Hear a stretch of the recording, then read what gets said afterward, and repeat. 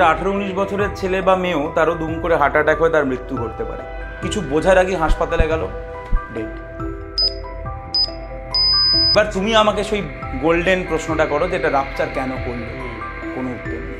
Cirrhosis, আবার cirrhosis মানে লোকে ভাবে মৃত্যু, তা কিন্তু নয়। মদ খেলে তার দীর্ঘমেয়াদী কি কি প্রভাব পড়ে? প্রোটিন পাউডার কি সত্যি সত্যি কাজ করে? চিনি সম্পর্কে তোমার কি ধারণা? মানে ডায়াবেটিস না থাকলেও অতিরিক্ত চিনি খেলে কি ক্ষতি হওয়ার সম্ভাবনা বাড়ে? হোয়াট ইজ ফ্যাটি লিভার, এই ব্যাপারটা কি বলতো? অ্যালকোহল পরে আসে, আগে আসে অন্য। কিন্তু অ্যালকোহল লিভার ছাড়াও বহু জিনিসকে ক্ষতি করতে পারে, মাথা থেকে পা অবধি। যেরকম তার পিসিওডি আছে, তার যদি লিভারটাও দেখা হয় সেখানেও দেখা যাবে ফ্যাটি লিভারটাও রয়েছে। যার পিসিওডি আছে তার কি কনসিভ করতে, মানে গর্ভধারণ করতে সমস্যা হবে? অনেক মেয়ের পিরিয়ডসের সময় ভয়ঙ্কর পেন, সেটা কেন হয় এবং সেটার রেমেডি কি? গল ব্লাডারে পাথর হয়ে গেছে। গল ব্লাডারে পাথর হয় কি করে? Over the counter pain killer অনেক সময় মানুষজন কিনে খেয়ে ফেলে। Over the counter pain killer খাওয়ার হ্যাবিটটা কি ঠিক? আমাদের হৃদয় এবং আমাদের এই যে স্ট্রোক, এই দুটোর হাত থেকে বাঁচার জন্য প্রিকশনারি কী কী জিনিস মানুষ করবে? 60+ যখন হয়ে যায় তাদের বেসিক কিছু সমস্যা হয়, তার মধ্যে মেজর সমস্যা হচ্ছে কোমরে অসম্ভব ব্যথা হয়, হাঁটুতে অসম্ভব ব্যথা হয়। কী করবে? ওষুধ পিলস খেলে কি মেয়েদের ওজন বেড়ে যাওয়ার একটা টেন্ডেন্সি আছে? দেখো, প্রত্যেকটা ওষুধের সাইড এফেক্ট আছে, সেটা তো একটা আলাদা ক্লাস। যদি আনসেফ ওষুধ কেউ নেয় না, তাহলে তার এমন ড্রাগ রিয়াকশন হবে, সেখান থেকে এমন জায়গায় যাবে, তুমি যাই না কখনো ছবি দেখো যদি না, পুরো চামড়াতে না ব্লিস্টার হয়ে মৃত্যুর দিকে এগিয়ে যায়। সিগারেট খেলে কি ক্যান্সার হয়? অবশ্যই। শুধু ক্যান্সারের থেকেও ভয়ঙ্কর যেটা সিগারেট করে, সেটা আমি আরও বেশি বলতে চাই, এবং আজকের দিনে সেটা জানাটা খুব দরকার, যেখান থেকে মৃত্যু অবধি হওয়ার সম্ভাবনা খুব বেশি।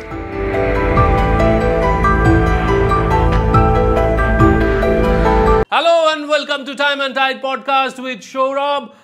কিছু সময় এমন কিছু মানুষের সঙ্গে আমাদের আলাপ হয়ে যায় যাদের দেখে মনে হয়, আরে এ লোকটা তো বীর, এ লোকটা তো বিজয়ী, তাহলে এই লোকটা নিজেকে হিরো বলে কেন? দেখেছেন এরকম মানুষ? আমার সঙ্গে আজকে তেমনই একজন অতিথি, যিনি এমনিতে হিরো নন, এবং আমার মতে তিনি অনেককে হারাচ্ছেন প্রতিনিয়ত এবং অনেকের পাশে থাকছেনও প্রতিনিয়ত। পড়ানো তার নেশা এবং পেশা, তবে তাছাড়াও তিনি একজন বিশেষজ্ঞ। কিসের বিশেষজ্ঞ আগে থেকে বলবো না, আপনারা দেখে নিন, আপনারা দেখলেই চিনতে পারবেন।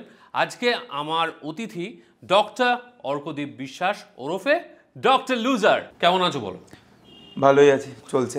আচ্ছা, তুমি তো বেসিক্যালি সবাইকে ভালো রাখার কাজটা করো, তাহলে প্রথমেই আমরা সরাসরি ভালো থাকার কিছু বিষয়ে জেনে নিই তোমার কাছ থেকে।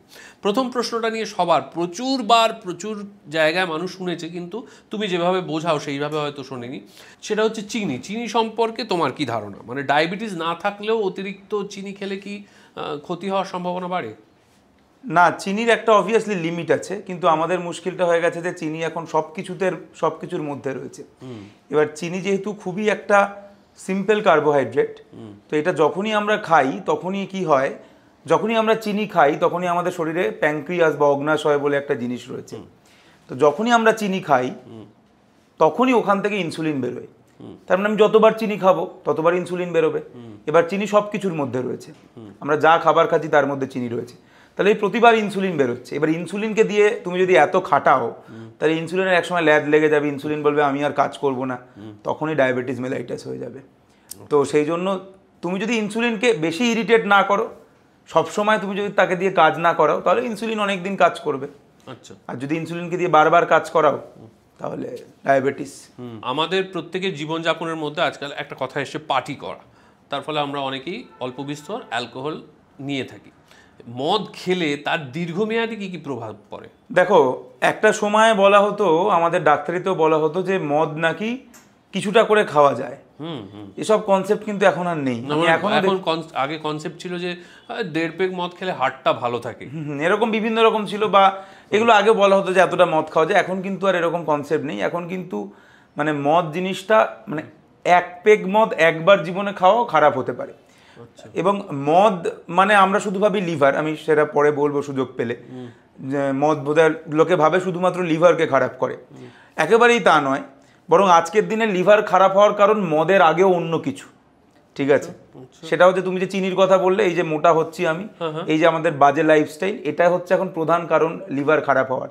অ্যালকোহল পরে আসে, আগে আসে অন্য। কিন্তু অ্যালকোহল লিভার ছাড়াও বহু জিনিসকে ক্ষতি করতে পারে, মাথা থেকে পা অবধি। যেরকম তুমি যদি হার্টের কথা বলো, অ্যালকোহল গিয়ে হার্টকে ড্যামেজ করে এবং হার্টটাকে বড় করে দেবে, যার ফলে হার্টের যে ক্ষমতা পাম্প করা সেটা আর করতে পারবে না, যেটাকে আমরা বলি ডায়ালেটেড কার্ডিওমায়োপ্যাথি। আচ্ছা, তোমার এই অ্যালকোহল, তোমার এই যে প্যাঙ্ক্রিয়াসের কথা বললাম যেখান থেকে ইনসুলিন তৈরি হয়, এই অ্যালকোহল তোমার প্যাঙ্ক্রিয়াসে গিয়ে প্যাঙ্ক্রিয়াসকে ড্যামেজ করে দেবে, তোমার প্যাঙ্ক্রিয়াটাইটিস হবে, যেখান থেকে তোমার সারা শরীরে তোমার রক্তের মধ্যে ইনফেকশন ছড়িয়ে পড়ে তুমি যে কোনো সময় মারা যেতে পারো। কারণ অ্যাকিউট প্যাঙ্ক্রিয়াটাইটিস খুব ডেঞ্জারাস অসুখ, মানে ঠিকও হয়ে যায়, মারাও যায়, খুব ভালো ট্রিটমেন্টও নেই, মানে সাপোর্টিভ ট্রিটমেন্ট ছাড়া, তাহলে প্যাঙ্ক্রিয়াটাইটিস করতে পারে, ডায়ালেটেড কার্ডিওমায়োপ্যাথি করতে পারে, কিডনিতে গিয়ে কিডনি ইনজুরি করতে পারে, কিডনি ইনজুরি করতে পারে।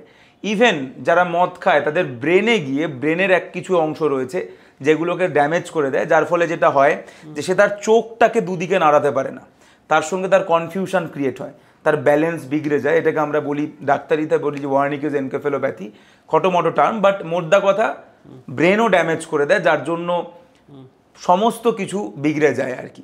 এবং এটা ছাড়াও তোমার রক্ত তৈরি করার পরিমাণকে কমিয়ে দেয়, তোমার মাসেল লস করে। তো alcohol can do anything and everything, তবে স্পেশালি অবভিয়াসলি, মানে তুমি এত কিছুক্ষণ বললে অবভিয়াসলি অ্যালকোহল এখনো মানে ফ্যাটি লিভার থেকে শুরু করে সিরোসিস অফ লিভার সেটা তো করেই থাকে। আমি শুধু বললাম এখন অ্যালকোহলের থেকেও ওপরে একজন এসছে, কে? আমাদের বাজে লাইফস্টাইল, মোটা হয়ে যাওয়া, ডায়াবেটিস, এই জিনিসগুলো এখন প্রধান কারণ লিভার খারাপ করার। তবে তারপরেই অ্যালকোহল। তাই alcohol liver, pancreas, brain, heart, muscle, বোন, কিডনি এবং ব্লাড, মোটামুটি এই জায়গাগুলোকে আর কি একটু ক্ষতি করে। কি সাংঘাতিক। আচ্ছা, তাহলে যখন এসেই গেল তখন সেটা নিয়ে প্রথমে কথা বলি। অনেকের সমস্যা, হোয়াট ইজ ফ্যাটি লিভার, এই ব্যাপারটা কি বলো তো? ফ্যাটি লিভার হচ্ছে অ্যাকচুয়ালি লিভার খারাপ হওয়ার ফার্স্ট স্টেজ। মানে লিভার খারাপ আমরা বলি যে মানে স্টেপ বাই স্টেপ হয়, সবার প্রথমে হয় ফ্যাটি লিভার, সেখান থেকে হয় হেপাটাইটিস। এবার তুমি বিভিন্ন রোগে দেখবে লাস্টে আইটিস কথাটা রয়েছে। আইটিস কথাটার মানে হচ্ছে ইনফ্লামেশন, বাংলায় যেটাকে প্রদাহ বলে, কিন্তু ইংরাজি বাংলা লোকে দুটোর মানেই বোঝে না। ইনফ্লামেশন মানে আমি তোমাকে যদি বোঝাই, ধরো তোমার খুব ফর্সা গাল, তুমি যখন ছোটো ছিলে তোমাকে সপাটে যদি কেউ একটা গালে চড় মারে, তাহলে তোমার গালে যে জিনিসটা হবে সেটা হচ্ছে ইনফ্লামেশন। কি হবে? গালটা লাল হয়ে যাবে, তোমার ব্যথা হবে, তোমার ওই জায়গাটার টেম্পারেচার বেড়ে যাবে, কিছুক্ষণ তুমি ওই জায়গাটা অবশ হয়ে যাবে, কাজ করবে না, এবং তার সঙ্গে তোমার ব্যথা যন্ত্রণা যেগুলো বললাম, এরকম বিভিন্ন 4-5টা জিনিস হয়। এই জিনিসটাকে আমরা ইনফ্লামেশন বলি। এইটা যখন তোমার যে কোনো একটা গ্ল্যান্ডে হচ্ছে, লাস্টে দেখবে আইটিস, অ্যাপেন্ডিসাইটিস, অ্যাপেন্ডিক্সের ইনফ্লামেশন, প্যাঙ্ক্রিয়াটাইটিস, প্যাঙ্ক্রিয়াসের ইনফ্লামেশন, কোলেসিস্টাইটিস, গল ব্লাডারের ইনফ্লামেশন। সেরকমভাবেই হেপাটাইটিস, লিভারের ইনফ্লামেশন, যকৃতের ইনফ্লামেশন। তো এটা শুরু হয় ফ্যাটি লিভার দিয়ে, তো ওর মধ্যে চর্বির বিভিন্ন মলিকিউল জমতে থাকে। হ্যাঁ, এখান থেকে তারপরে ওটা হেপাটাইটিসে যায়, যেখানে লিভারের ইনফ্লামেশন হয়, এবং সেখান থেকে সিরোসিসে যায়। তো এটা স্টেপ বাই স্টেপ হয়, প্রথমে ফ্যাটি লিভার, তারপরে হেপাটাইটিস, তারপরে সিরোসিস।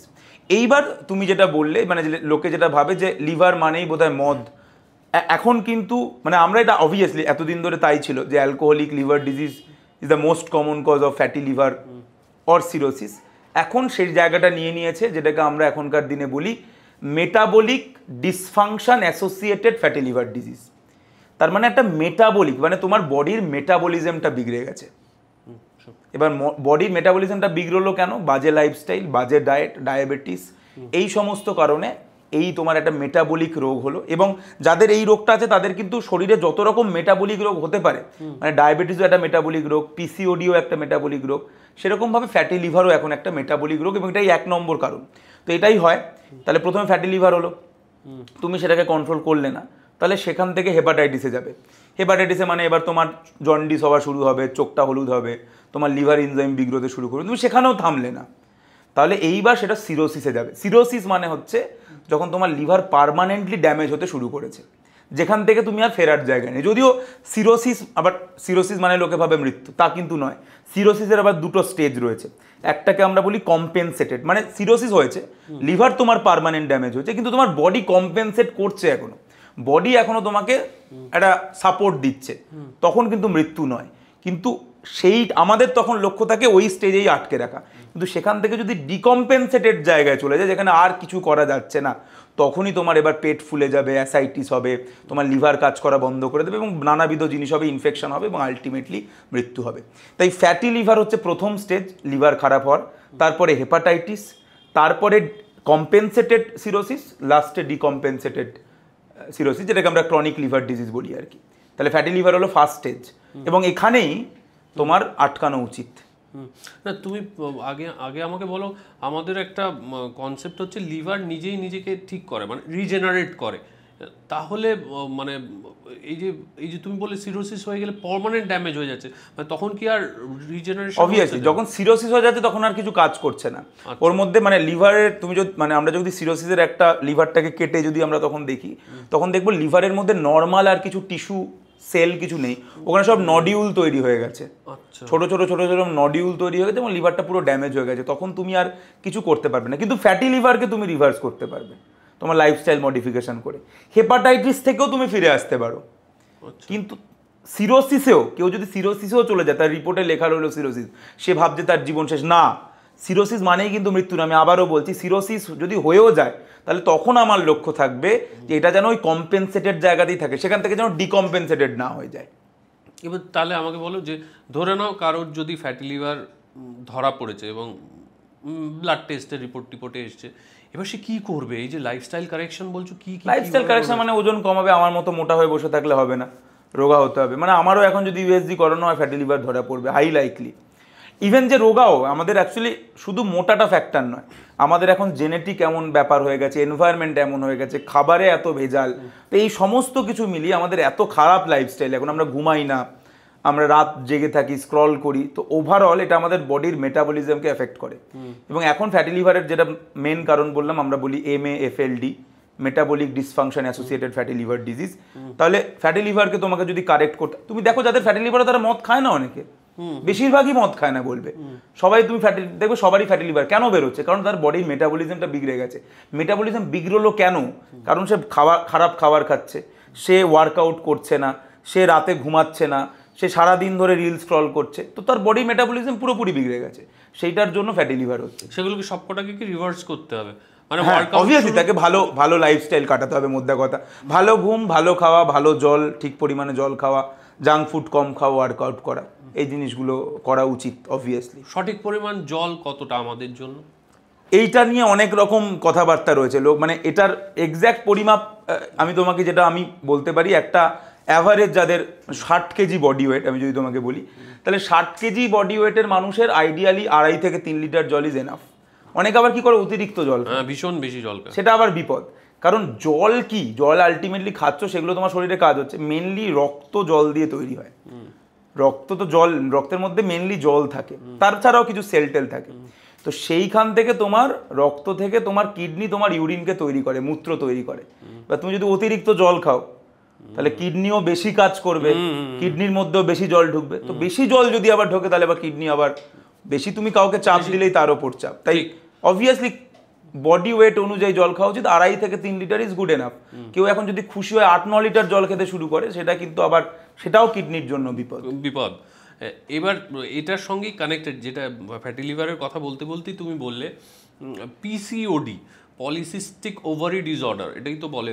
এই পিসিওডিটা মেয়েদের ক্ষেত্রে আজকাল তো বোধহয় টিনেজার থেকে সবার মোটামুটি হয়ে যাচ্ছে, এটা কেন হচ্ছে? এই মেটাবলিক, আমি বললাম PCOD is a metabolic disease. প্রথম কথা, পিসিওডি নামটা শুনলেই যেহেতু এই সিস্ট কথাটা রয়েছে, লোকে ভাবে এটা সিস্ট টিউমার। আমি প্রথমে বলে দিই, পলিসিস্টিকের সঙ্গে কিন্তু সিস্ট টিউমারের কোনো সম্পর্ক নেই, ঠিক আছে? এটা পুরোপুরি একটা মেটাবলিক ডিসঅর্ডার, মানে আবার তোমার বডির মেটাবলিজম বিগড়ে গেছে। কেন আজকালকার মেয়েদের পাওয়া যাচ্ছে, আগে এত পাওয়া যেত না? তার কারণ আমাদের মেটাবলিজম খারাপ। যার পিসিওডি আছে তার যদি লিভারটাও দেখা হয়, সেখানেও দেখা যাবে ফ্যাটি লিভারটাও রয়েছে। কারণ এটা পুরো স্পেকট্রাম একটা, ঠিক আছে? মানে তুমি যদি তার ইনসুলিনটাও দেখো, তুমি দেখবে তার ইনসুলিন রেজিস্ট্যান্সও শুরু হয়ে গেছে। হ্যাঁ, তো পিসিওডি ব্যাপারটা কি? পিসিওডি মানে ব্যাপারটা যেটা মেন, যে বডির মেটাবলিজমটা বিগড়ে গেছে, এবং সেই মেটাবলিজমটা বিগড়ে যাওয়ার জন্য মেয়েদের শরীরের যে নর্মাল হরমোনাল ব্যালেন্স, যেখানে মেয়েদের হরমোনগুলো বেশি থাকার কথা, আর ছেলেদের শরীরে যে হরমোনটা থাকে যেটা অ্যান্ড্রোজেন, সেটা মেয়েদের শরীরেও থাকে কিন্তু কম থাকে, সেইটা বেড়ে যায়, অ্যান্ড্রোজেনটা বেড়ে যায়, আর বাকি যে মেয়েদের যে হরমোনগুলো সেগুলোর পরিমাণ পুরো ইমব্যালেন্স হয়ে যায়।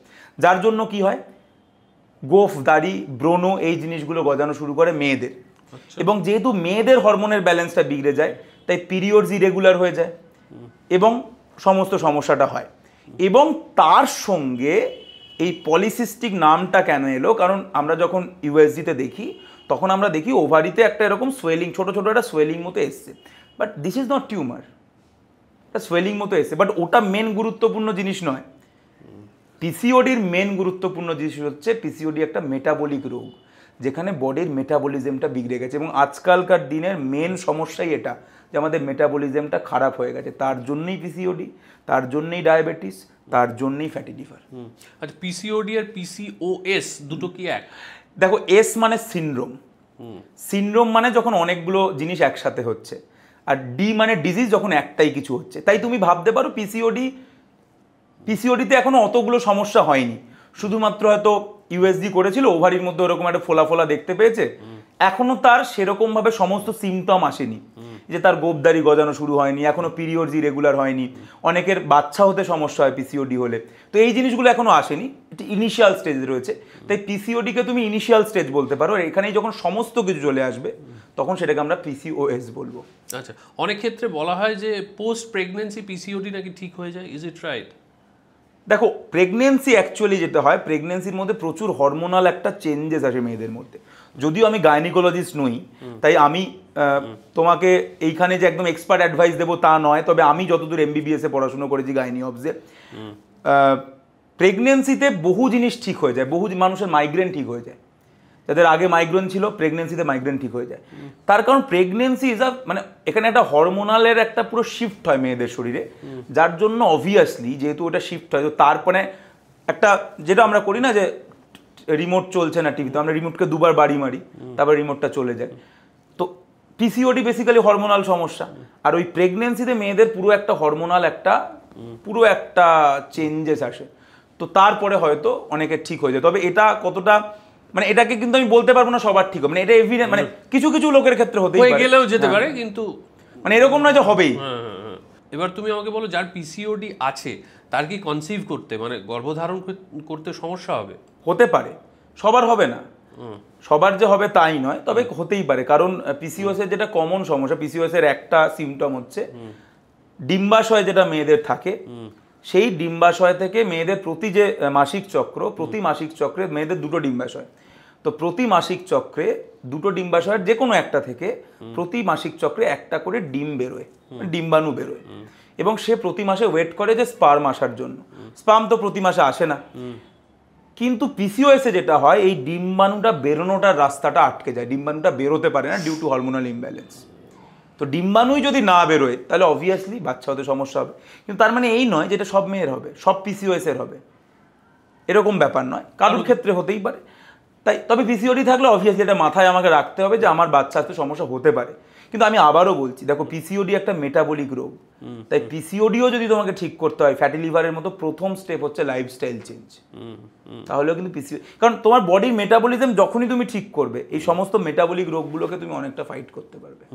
এবার আমার নেক্সট প্রশ্ন হচ্ছে, অনেক মেয়ের পিরিয়ডসের সময় ভয়ঙ্কর পেন হয়, সেটা কেন হয় এবং সেটার রেমেডি কি হতে পারে? দেখো, পিরিয়ডসের সময় পেনকে ডিসমেনোরিয়া বলে, ঠিক আছে, তার বহু কারণ আছে। অনেকের এমনি হয়, ফিজিওলজিক্যালি পিরিয়ডসের সময় ব্যথা হয়, তার কারণ পিরিয়ডসের সময় তোমার একটা প্রোস্টাগ্ল্যান্ডিন বলে একটা কেমিক্যাল বেরোয়, যার জন্য প্রচণ্ড ব্যথা হয়।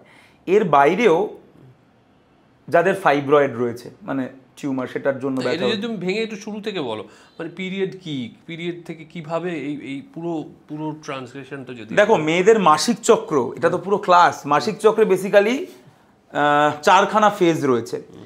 যদি ধরে নিলাম, দেখো মেয়েদের মাসিক চক্র কারুর ফিক্স নয়, আমি ধরে নিলাম তর্কের খাতিরে 28 দিনের অন্তর অন্তর একটি মেয়ের মাসিক চক্র হয়, কোনোদিন ফিক্স নয়, কারুর 30 দিন অন্তর অন্তর হয়, কারুর 26 দিন, কারুর 32 দিন, তো 28 দিন অন্তর অন্তর একটা মাসিক চক্র হয়। তার প্রথম 5 দিন হচ্ছে ব্লিডিং, যে সময়টা তার ব্লিডিং হচ্ছে। ব্লিডিং মানেটা কি, মেয়েদের যে জরায়ু, সেই জরায়ুর একদম ভিতরের একটা লেয়ার রয়েছে, সেটা ছিঁড়ে বেরিয়ে আসছে, এবং যখন সেটা ছিঁড়ে বেরিয়ে আসছে সেই জন্য ব্লিডিং হচ্ছে, এবং যখন ওটা ছিঁড়ে তখন একটা কেমিক্যাল বেরোয় যেটার নাম প্রোস্টাগ্ল্যান্ডিন, যার জন্য ব্যথা হয়। প্রথম 2-3 দিন বেশি হয়, তারপরের দিকে আস্তে আস্তে কমে যায়। এইবার তাহলে 5 দিন ব্লিডিং হয়ে গেল, তার মানে মেয়েদের ওই জরায়ুর ভিতরের লেয়ারটা কিন্তু ছিঁড়ে গেছে। এরপরে সেকেন্ড ফেজে যেটা হয়, ওই জরায়ুর লেয়ারটা আবার নতুন করে গজায়। আচ্ছা, সেটা হয় হচ্ছে 5 নম্বর থেকে 14 নম্বর দিন অবধি ওই লেয়ারটা আবার গজিয়ে ওঠে, যেটাকে আমরা বলি প্রলিফারেটিভ ফেজ, মানে প্রলিফারেট করছে। এইবার 14 নম্বর দিনে যেটা হয়, মেয়েদের ডিম্বাশয় থেকে ডিম্বাণুটা বেরিয়ে আসে। ডিম্বাশয়ের মধ্যে থেকে ডিম্বাণুটা বেরিয়ে এলো এবং জরায়ুর পাশে একটা এরকম নালী রয়েছে যেটাকে ফ্যালোপিয়ান টিউব বলে, সেইখানে গিয়ে ওই ডিম্বাণুটা ওয়েট করে স্পার্মের জন্য। আচ্ছা, 24 থেকে 48 ঘন্টা ওয়েট করে। স্পার্ম যদি তার মধ্যে আসে তাহলে ভালো, আর যদি না আসে তাহলে ওটা ওখান থেকে সরে যায়, আর কোনো কাজের লাগে না আর। তো যদি স্পার্ম না আসে, যেটাই বেশিরভাগ ক্ষেত্রে, একটি মেয়ে তো সারা জীবনে বেশিবার প্রেগনেন্ট হয় না, তাহলে স্পার্ম আসে না। তাই যখন স্পার্ম না আসে তখন কি হয়, ওই যে ডিম্বাশয় থেকে ডিম্বাণু বেরিয়ে আসার পরে ডিম্বাশয়ের মধ্যে আরও কিছু চেঞ্জেস হয়, যার জন্য এই যে জরায়ুর লেয়ারটা তৈরি হয়েছে, এই যে বললাম না যেটা ছিঁড়ে যাওয়ার পরে তৈরি হলো 5 থেকে 14 দিনে, ওইটা আরও স্ট্রং হয়। এবার এটা এতটাই স্ট্রং কেন হয়, তার কারণ আমাদের শরীর জানে যদি প্রেগনেন্ট হতো তাহলে বাচ্চাটাকে তো আমাকে বড় করতে হতো, তাই ওই লেয়ারটাকেও স্ট্রং করে রেখে দেয়। কারণ ডিম্বাশয় তো জানে না যে বাচ্চা মানে এটা হয়েছে কি হয়নি, তো ডিম্বাশয় কি করে, ওটাকে বড় করে রেখে দেয়। এই ফেজটাকে আমরা বলি সিক্রেটারি ফেজ, যেটা হচ্ছে 14 থেকে 28 নম্বর দিন। এইবার আমাদের শরীর বুঝে গেল যে প্রেগনেন্সি আসেনি, কারণ যদি প্রেগনেন্সি আসতো তাহলে এতদিনে গিয়ে ওই বাচ্চাটা ওইখানে গিয়ে বসে যেত ওই স্ট্রং লেয়ারটার উপর। যেই দেখলো আসেনি, বডি আবার কি করলো, তাহলে আসেনি, তাহলে কোনো লাভ নেই, হরমোনালটা চেঞ্জ হয়ে গেল এবং ওই যে শক্তিশালী লেয়ারটা ওটা আবার ছিঁড়ে বেরোতে শুরু করলো। ওটা যখন ছিঁড়ে বেরোতে শুরু করে তখন শুরুর দিকে যেরকম বললাম ব্লিডিং হয়, ব্যথা হয়, দেখো আমরা সাইকেল কমপ্লিট করলাম। তাহলে ছিঁড়ে বেরোলো ব্লিডিং, আবার গজালো, তারপর ডিম্বাণুটা সেই সময় বেরোলো, বেরোনোর পরে এই লেয়ারটাকে আরও শক্তিশালী করলো, শক্তিশালী করার পরে দেখলো যখন প্রেগনেন্সি আসেনি ওটা ছিঁড়ে বেরিয়ে গেল। যদি প্রেগনেন্সি আসে তাহলে আর পিরিয়ডসটা হবে না। এইবার ওইটা গিয়ে ওইটাই বাচ্চাটা ওখানে বড় হতে শুরু করবে ওই লেয়ারটার ওপর, ওই জন্য আর পিরিয়ড বন্ধ হয়ে যাবে। আচ্ছা, এবার তুমি এটার সঙ্গে ইমিডিয়েটলি কানেক্টেড যে কথাটা সেটা বলো, তাহলে কেউ যদি কনসিভ করতে চায়, মানে কনসিভ করার জন্য ট্রাই করতে চায়, তাহলে কি এই টাইম ফ্রেমটা মাথায় রাখা উচিত? টাইম ফ্রেমটা অবশ্যই মাথায় রাখতে হবে, মানে 14 দিন নয়, এটা সাইকেল। আমি বললাম 28 দিনের ক্ষেত্রে 14 দিন। আচ্ছা, নিয়ম হচ্ছে যেদিন মানে পিরিয়ড ধরো কারুর 32 দিনের, তাহলে তার ওভিউলেশন মানে এই ডিম্বাণুটা বেরোয় সেটা হচ্ছে 18 দিনে। কি তাহলে কি করে ক্যালকুলেশনটা করলাম, তাহলে 28 দিন হলে 14 দিন, তাহলে 32 দিন হলে 28 + 4, এখানেও 14 + 4 করলাম 18 দিন। ও +4 করতে, কারুর পিরিয়ড 26 দিন অন্তর অন্তর হয়, তাহলে 13 12, 14 - 2, 28 থেকে 2 কমে গেল, তাহলে এখানে ওভিউলেশন 2 দিন আগে হবে, 12 দিন। আচ্ছা, এবার ওই টাইমটা অবভিয়াসলি তার 2 দিন আগে 2 দিন পরে, কারণ এখানে মানে ব্যাপার আছে, স্পার্ম যখন একটা মেয়েদের শরীরে যায় তখন সে কিন্তু 3 থেকে 5 দিন 7 দিন অবধিও বেঁচে থাকে। 3, 5, 7 নর্মালি 72 ঘন্টা আমরা বলি, কিন্তু দেখো এগুলো না কেউ আমরা জানি না। 72 ঘন্টা অ্যাভারেজ, 72 ঘন্টা একটা স্পার্ম মেয়েদের শরীরে বেঁচে থাকে।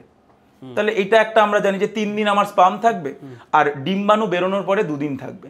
তাহলে একটি মেয়ের যার পিরিয়ডস মোটামুটি রেগুলার, সে প্রেডিক্ট করতে পারে যে আমার 30 দিন অন্তর অন্তর পিরিয়ডস হয়, তার মানে আমার ওভিউলেশন কবে হচ্ছে, 30 দিন মানে 28 + 2, তার মানে আমার ওভিউলেশন হচ্ছে 14 + 2, 16 নম্বর দিনে। তার মানে 16 নম্বর দিনে আমার ডিম্বাণুটা বেরোবে। তাহলে আমি অবভিয়াসলি ওই আমার পিরিয়ডসের 14 নম্বর দিন, 15 নম্বর দিন, 16 নম্বর দিন, 17 নম্বর দিন, 18 নম্বর দিন, এই দিনগুলো অবভিয়াসলি আমি আনপ্রোটেক্টেড সেক্সুয়াল ইন্টারকোর্স করব if I want to get pregnant. তাহলে তুমি আমাকে বললে মোটামুটি 3, 5 বা 7, সাধারণত অ্যাভারেজ 3 দিন পর্যন্ত স্পার্ম বেঁচে থাকে, সেইভাবে একটা ক্যালকুলেশন করা।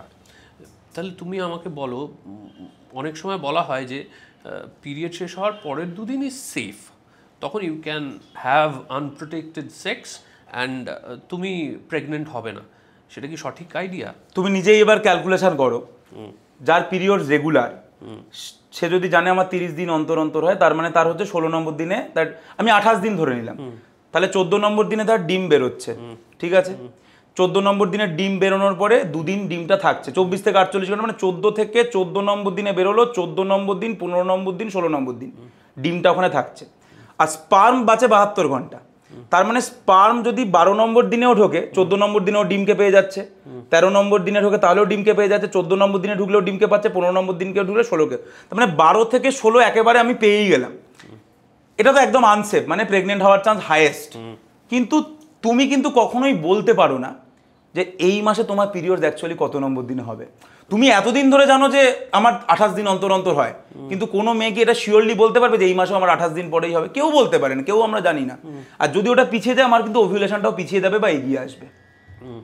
সেই জন্য ডাক্তারির বইতে একটা ডেট লেখা রয়েছে যে 9 থেকে 19 নম্বর দিন ইজ আনসেফ, মানে 9 নম্বর থেকে 19 নম্বর দিন। এখানে ডে 1 হচ্ছে যেদিন ব্লিডিং স্টার্ট হলো সেটা হচ্ছে ডে 1, এবং ডে 9 টু ডে 19 হচ্ছে আনসেফ। এর মধ্যে 14 নম্বর দিনে তোমার ডিম্বাণুটা বেরোচ্ছে, তাই 14 নম্বর দিনের আগের 5 দিন এবং তার পরের 5 দিন এটা আনসেফ। কিন্তু আমি তোমাকে একটা কথা বলি, এই জিনিসটা মানতে গিয়ে আবার বহু লোকের বিপদ হয়ে গেছে। তার কারণ আমরা বইতে পড়ি 72 ঘন্টা স্পার্ম বাঁচে। আরে কোনো একটা স্পার্ম যদি 7 দিন বাঁচে কার কি বলার আছে, আমি কিছু করতে পারবো? সে ভাবলো বইতে তো লেখা আছে 9 থেকে 19, আমি 8 নম্বর দিন, যেটা তুমি বললে যে পিরিয়ডসের পরে 2 দিন চাপ নেই, সে ভাবলো আমার পিরিয়ডস 5 নম্বর দিনে শেষ হয়েছে, আমি 7 নম্বর দিনে সেক্সুয়াল ইন্টারকোর্স করেছি, তার স্পার্মটা 7 দিন বেঁচে গেল, সে পৌঁছে যাবে, 7 দিন বেঁচে গেল। এবার হয়তো মেয়েটার ডিম্বাণুটাও ওভিউলেশনটা যেটা 14 নম্বর দিন, এই মাসে হয়তো তার 28 দিনের জায়গায় 27 নম্বর দিনে হবে, একদিন আগে বেরিয়ে, পুরোটাই গেস, কিছু তুমি দেখতে পাচ্ছ না। তাই অবভিয়াসলি রিস্ক। আমি সেই জন্য সবসময় বলি কেউ যদি প্রেগনেন্ট না হতে চায়, it's always have a condom for unmarried couple. হ্যাঁ, কন্ডম, কিংবা যে যার বিবাহ মানে বিয়ে হয়ে গেছে তারা ওসি পিলস খেতে পারে। এখন ভালো ভালো আইইউডি এসছে যেগুলো একবারই লাগালে 5 বছর অবধি আর কিছুই করতে হয় না। কিন্তু ওসি পিলস খেলে কি মেয়েদের ওজন বেড়ে যাওয়ার একটা টেন্ডেন্সি হয়?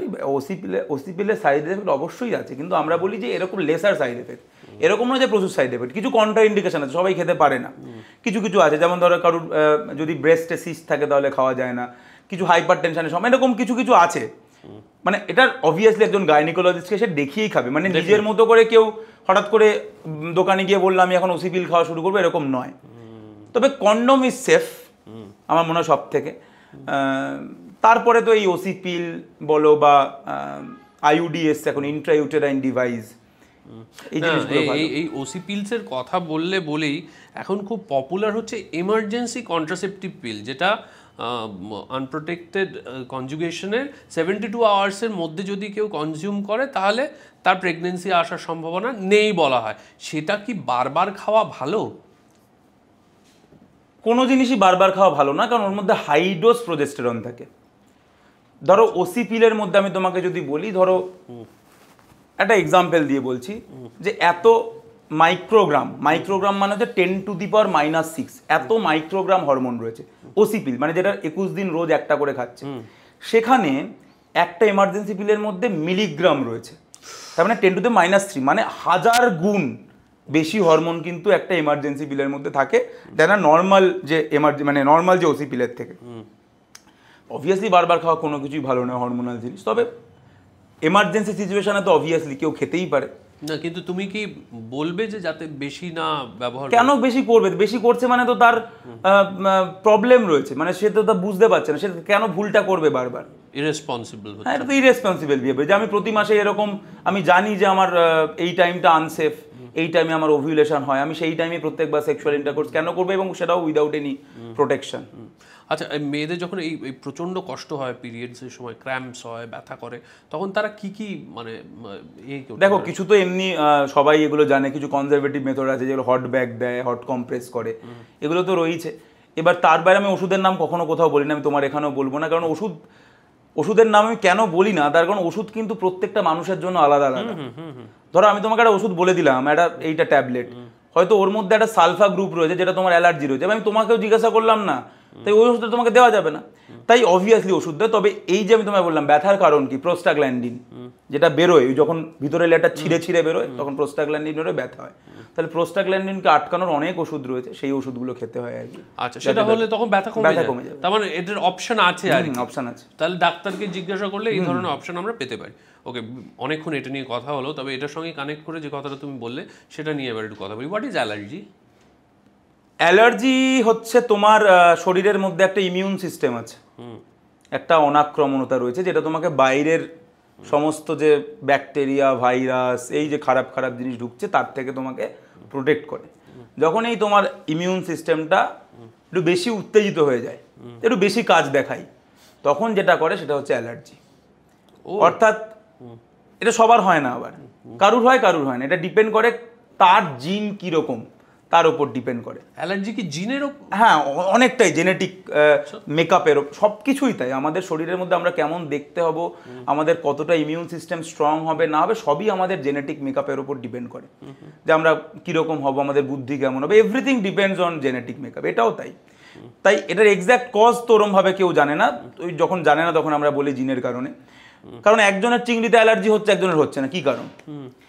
তো কি হয়, চিংড়ি ঢুকলো, আমার কিছু হলো না। এবার চিংড়ি তো আমার জিনিস নয়, আমার শরীরের জিনিস নয়, কিন্তু এরকম তো আমরা রোজই খাচ্ছি, কোনোটাই আমার নয়। এবার চিংড়ি খেলো, খাওয়ার পরে যা ওর রক্তে গেল, এবার আমার রক্তে যখন চিংড়ির পার্টিকেলগুলো ঢুকলো, আমার শরীর বললো ঠিক আছে, পাত্তা দিল না। কিন্তু কারুর একজনের শরীরের যে ইমিউন সিস্টেম, সে বললো না না না, এটাকে ছাড়বো না আমি, বলে কি করলো, ওই একটা চিংড়িকে মারার জন্য 1000 সৈন্যবাহিনী নিয়ে চলে এলো।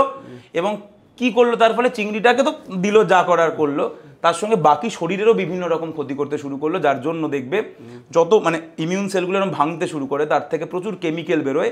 স্পেশালি 3টে কেমিক্যাল, একটার নাম হিস্টামিন, একটার নাম হেপারিন, সেরোটোনিন। এবং এগুলো কি করে, তোমার যে শ্বাসনালী সেটাকে কনস্ট্রিক্ট করে দেবে, শ্বাসকষ্ট হবে, তোমার সারা শরীর লাল হয়ে যাবে, কারণ তোমার ব্লাড ভেসেলগুলো এরকম ডাইলেট করে যাবে, যার জন্য সব সারা শরীর লাল হয়ে যাবে। হিস্টামিনের জন্য তোমার গা হাত পা চুলকাতে শুরু করবে। তো অ্যালার্জির 3টে কমন সিমটম এটাই, চুলকায়, লাল হয়ে যায় এবং শ্বাসকষ্ট হয়। এটা হচ্ছে অ্যালার্জি। না, অনেক আমারও যেটা আছে, এবং এটা খুব কমনও এখন পলিউশনের জন্য বা ইত্যাদির জন্য, আমার সাংঘাতিক ডাস্ট অ্যালার্জি আছে।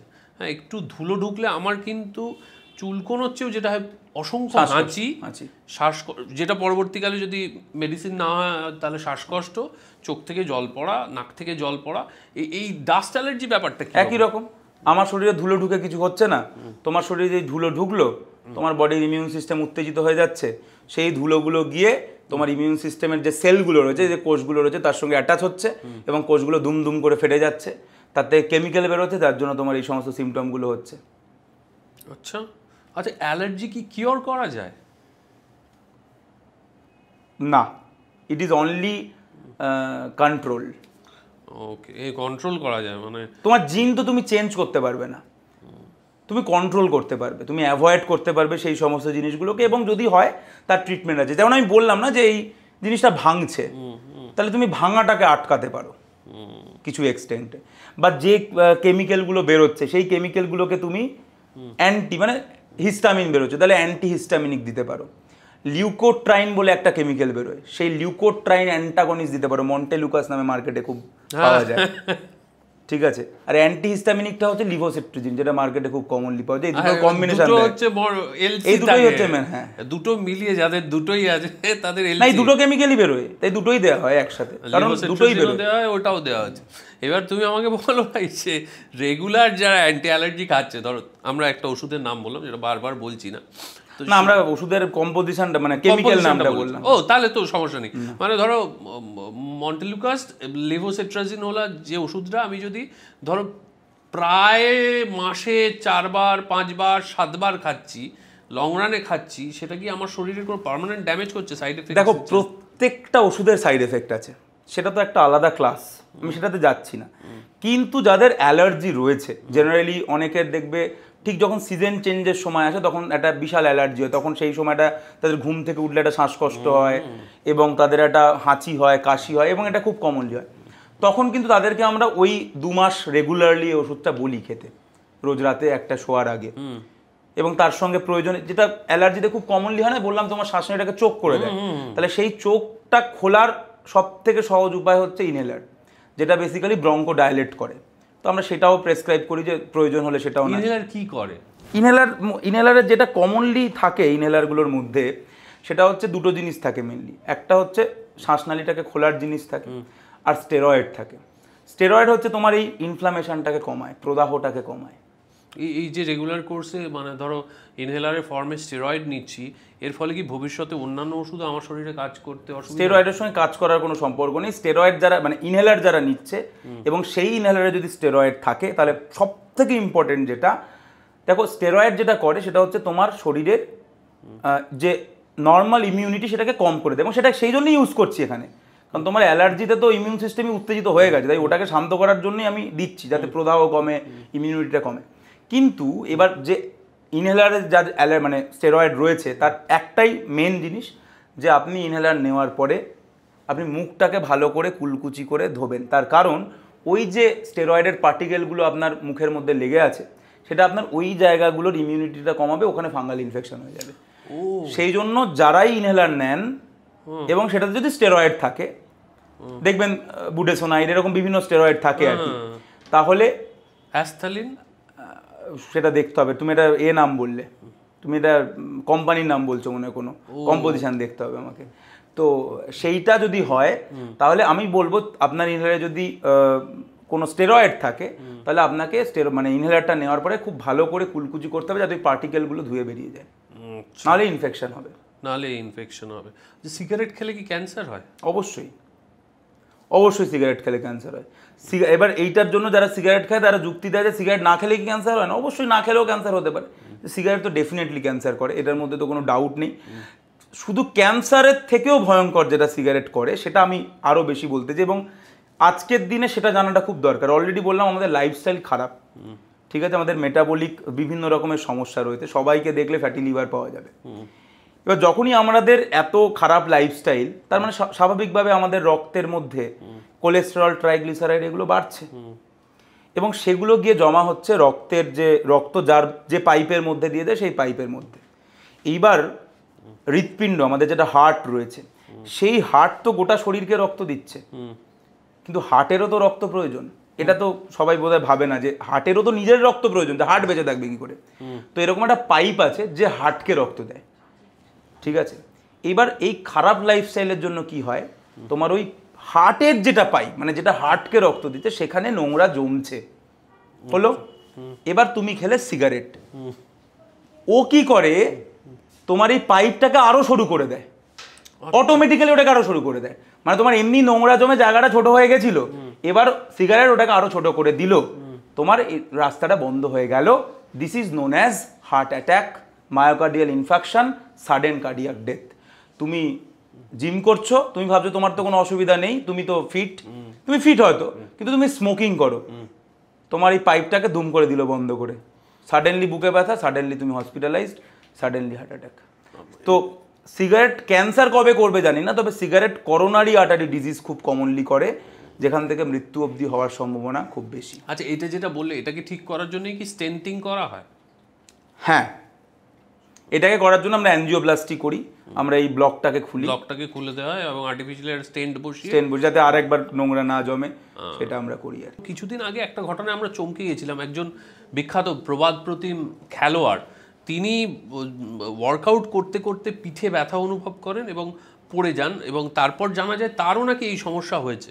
তো তিনি, আমরা যতদূর জানি তিনি স্মোক করেন না, তাহলে তার ক্ষেত্রে এই ঘটনাটা কি করে ঘটছে? তার ক্ষেত্রে নয়, একটা 18-19 বছরের ছেলে বা মেয়েও তারও দুম করে হার্ট অ্যাটাক হয়ে তার মৃত্যু ঘটতে পারে।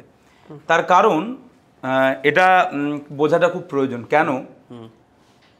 আমরা যেটা আমি আপনাকে বললাম, মানে তোমায় বললাম, এখন অন্য ফেজে চলে গেছি, যাই হোক, এই যে পাইপটা হৃৎপিণ্ডকে রক্ত দিচ্ছে, সেই পাইপে নোংরা জমছে বললাম। তো নোংরা জমতে জমতে যখন নোংরাটা পুরোপুরি ভর্তি হয়ে যাবে, তখন বললাম যে হার্ট অ্যাটাক বা বন্ধ হয়ে গেল। কিন্তু অ্যাকচুয়ালি যেটা ব্যাপার, এইটা হতে অনেক সময় লাগে, ঠিক আছে। তাহলে সেই লজিকে গেলে যে ফিট বা যার নোংরা জমছেই না, যার শরীরে লিপিড প্রোফাইল নর্মাল, তার তো এটা হওয়ারই কথা নয়, তাহলে তার কেন হচ্ছে? তার কারণ এই যে নোংরা, ধরো দুটো লোক, একজনের পাইপে শুধুমাত্র 10% নোংরা জমেছে, ঠিক আছে, বাকিটা পুরোটা ফাঁকা, এখান থেকে সুন্দর রক্ত যাচ্ছে। আর একজন বয়স্ক লোক, ধরো যার বয়স 60-70 বছর, তার 80% নোংরা জমে গেছে, অল্প একটু ফাঁকা, সেখান দিয়ে অল্প কষ্ট করে রক্ত যাচ্ছে, ঠিক আছে। কিন্তু প্রথম কথা বলে দিই, এই বয়স্ক লোকটা যেহেতু আস্তে আস্তে এই নোংরাটা জমেছে এবং এখান দিয়ে রক্ত যাচ্ছে, তাই রক্ত না যাওয়ার অন্য বাইপাস রাস্তা খুঁজে নেয়, মানে কোল্যাটারাল তৈরি হয়ে যায়। যেরকম তুমি যদি দেখো সামনে তোমার রাস্তা ব্লকেজ, তুমি তখন একটা সাইড রাস্তা নেওয়ার চেষ্টা করো, রক্তও সেটা করে। ও তো দেখছে দীর্ঘদিন ধরে নোংরা জমছে, রাস্তাটা কম, ও কি করে অন্য রাস্তা তৈরি করে নেয়। এটা আমাদের শরীর এইভাবেই অ্যাডাপ্টেড। এইবার একজন ফিট 25 বছর বয়স, সামান্য অল্প নোংরা জমেছে, কারণ আমাদের সবারই অল্প বিস্তর থাকে, একটুখানি জমে 10%, কি হয়, এই নোংরাটা বাস্ট করে, আচ্ছা, এবং বাস্ট যখনই করে, এই পার্টিকেলগুলো পুরো এই জায়গাটাকে ব্লক করে দেয়। তো কি হয়, দুম করে আর রক্ত যাওয়া বন্ধ হয়ে যায়। এবার এখানে তোমার বডি তৈরিও নেই, কারণ ওর তো 10% মাত্র ছিল, পুরোটা খালি ছিল। দুম করে এটা রাপচার করে, এটা বাস্ট করে এবং তোমার পুরো রাস্তাটা ব্লক হয়ে যায়। তো রক্ত আর সাডেনলি যাওয়ার জায়গা পায় না। তো একটা ফিট ছেলে জিম করছে, জিম করতে করতে হঠাৎ বুকে ব্যথা অনুভব করলো, কিছু বোঝার আগে হাসপাতালে গেল, ডেড। এবার তুমি আমাকে সেই গোল্ডেন প্রশ্নটা করো যে এটা রাপচার কেন করলো, কোনো উত্তর নেই। সেই জন্যেই কার কখন মৃত্যু হবে কেউ জানে না। সেই জন্য আমি বলি যে যতদিন আছো ভালো কাজ করো, আনন্দে থাকো। এটার সঙ্গেই খুব কানেক্টেড দুরকম জিনিস আমরা শুনে থাকি। এটা তুমি হার্ট অ্যাটাক নিয়ে বললে, এটার সঙ্গেই বলা হয় স্ট্রোক হয়েছে, হার্ট স্ট্রোক হয়েছে। এই দুটো কি এক জিনিস? একদমই নয়। স্ট্রোক পুরোপুরি আলাদা জিনিস, হার্ট অ্যাটাক পুরোপুরি আলাদা জিনিস। হার্ট অ্যাটাক মানে হৃৎপিণ্ড যে পাইপ দিয়ে রক্ত পায় সেই পাইপে ব্লকেজ, সেই পাইপে নোংরা জমেছে, হৃৎপিণ্ড রক্ত পাচ্ছে না, হৃৎপিণ্ড ড্যামেজড হচ্ছে, দিস ইজ হার্ট অ্যাটাক।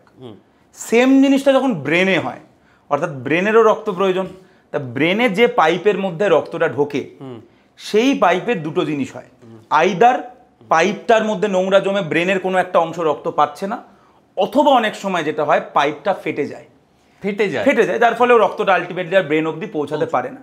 তো এই জিনিসটাকে আমরা স্ট্রোক বলি, যখন ব্রেন রক্ত পাচ্ছে না। এবার এখান থেকে তুমি ইজিলি বুঝে যাবে তাহলে স্ট্রোক কেন হচ্ছে। নোংরা জমার কারণ তো আমরা সবাই জানি, খারাপ লাইফস্টাইল, কোলেস্টেরল, ট্রাইগ্লিসারাইড, নোংরা জমছে। আর পাইপ ফাটলো কেন তুমি বলো, কেন একটা পাইপ ফেটে যাবে? অতিরিক্ত পরিমাণ ময়লা জমতে না না না না, কেন এটা হঠাৎ করে দুম করে কেন ফেটে গেল? হঠাৎ করে বেশি পরিমাণ রক্ত চলে গেছে। আর কেন কেন একটা জিনিস যাতে হঠাৎ করে দুম ফেটে গেল কেন? এতক্ষণ ধরে পড়াচ্ছি, বলা উচিত, বলো কেন ফেটে গেল এটা দুম করে? একটা রক্ত যেতে যেতে কি এমন হলো যে দুম ফেটে গেল? একটা জিনিস মনে হচ্ছে যে বেশি পরিমাণ হয় রক্ত চলে এসেছে, আর নয়তো খুব জোরে রক্ত চলে এসেছে। জোরে মানে কি হয়েছে, কি দিচ্ছে? প্রেসার দিচ্ছে, blood pressure high. So sudden high blood pressure যাদের রয়েছে, যাদের উচ্চ রক্তচাপ, সেটা স্ট্রোকের একটা খুব কমন কারণ। ও আচ্ছা আচ্ছা। এবার তুমি তাহলে আমাকে বলো যে আমাদের হৃদয় এবং আমাদের এই যে স্ট্রোক, এই দুটোর হাত থেকে বাঁচার জন্য প্রিকশনারি কি কি জিনিস মানুষ করবে? দেখো, যেরকম আমি তোমায় বললাম, হার্ট অ্যাটাকে যদি অল্প বয়সে রাখতে কিছু করার নেই এগুলো, কিন্তু অবভিয়াসলি তুমি দুটো জিনিস করতে পারো। একটা হচ্ছে তোমার ব্লাড প্রেশারকে তুমি কন্ট্রোলে রাখতে পারো, তাহলে তোমার ওই যে পাইপ ফেটে যে স্ট্রোকটা হয়, যেটাকে আমরা হেমারেজিক স্ট্রোক বলি, মানে পাইপ ফেটে গেল, পুরো ব্রেনের মধ্যে রক্ত। তুমি দেখবে বয়স্ক মানুষ যাদের প্রেশার আছে, 1-2 দিন প্রেশারের ওষুধ খেতে ভুলে গেছে, তুমি দেখলে হঠাৎ করে খুব কমনলি দেখা যায় তারা বাথরুমে যান এবং ওই শীতল ওইটার সংস্পর্শে এসে যেটা হয় ওটা প্রভোগেট করে, এবং তারপরে দেখা যায় উনি মেঝেতে পড়ে আছেন, তুমি তাকে স্ক্যান করাতে নিয়ে যাও, এত বড় একটা blood, this is haemorrhagic stroke. তার হঠাৎ করে প্রেশার বেড়ে গেছে, দুম করে ওটা ফেটে গেছে এবং তার স্ট্রোক হয়েছে। এইটা থেকে আটকানোর উপায় অবভিয়াসলি তুমি প্রেশার কন্ট্রোলে রাখো, প্রেশার বাড়তে দিও না। আর যদি হার্টে বা ব্রেনে নোংরা জমাটাকে আটকাতে চাও, তাহলে অবভিয়াসলি ভালো লাইফস্টাইল মেনটেন করো, যাতে তোমার লিপিড প্রোফাইল নর্মাল থাকে। আচ্ছা, তুমি বলো যে এই যে নোংরা জমে যায়, এটা কি ন্যাচারালি আর রিভার্স করা যায় না? কমাতে পারো, তুমি অবভিয়াসলি কমাতে পারো। লিপিড প্রোফাইল চেক করবে তুমি, সেখান থেকে কমাতে পারো। আমরা ডাক্তারিতে বলি, যেটা বেসিক জিনিস বলি, যে 150 minute walking every week. 150 minute walking every week, আচ্ছা, মানে 30 মিনিট করে সপ্তাহে অ্যাটলিস্ট 5 দিন। আর কেউ যদি হার্ডকোর ওয়ার্কআউট করে তাহলে তো আরো ভালো, আরো ভালো। হ্যাঁ। এইবার তুমি আমাকে বলো যে বলা হয় অনেকে প্রেশারের ওষুধ খেতে চায় না, কেন? কারণ বলা হয় যে একবার প্রেশারের ওষুধ শুরু করলে সারা জীবন খেতে হবে এবং ছাড়া যাবে না। Is it right? দেখো, ইনিশিয়াল লেভেলে অনেক সময় অনেকের অনেক কারণে প্রেশার বেড়ে যায়, তো তারপরে দেখা যায় তার প্রেশার একদম নর্মাল হয়ে গেছে, তখন কিন্তু আমরা প্রেশারের ওষুধ তাকে বন্ধ করে দিই ইনিশিয়াল লেভেলে। কিন্তু তার যদি দেখা যায় যে প্রেশার ওষুধ যেই বন্ধ করলাম আবার প্রেশার বেড়ে গেল, তখন তাকে দিয়ে যেতে হবে।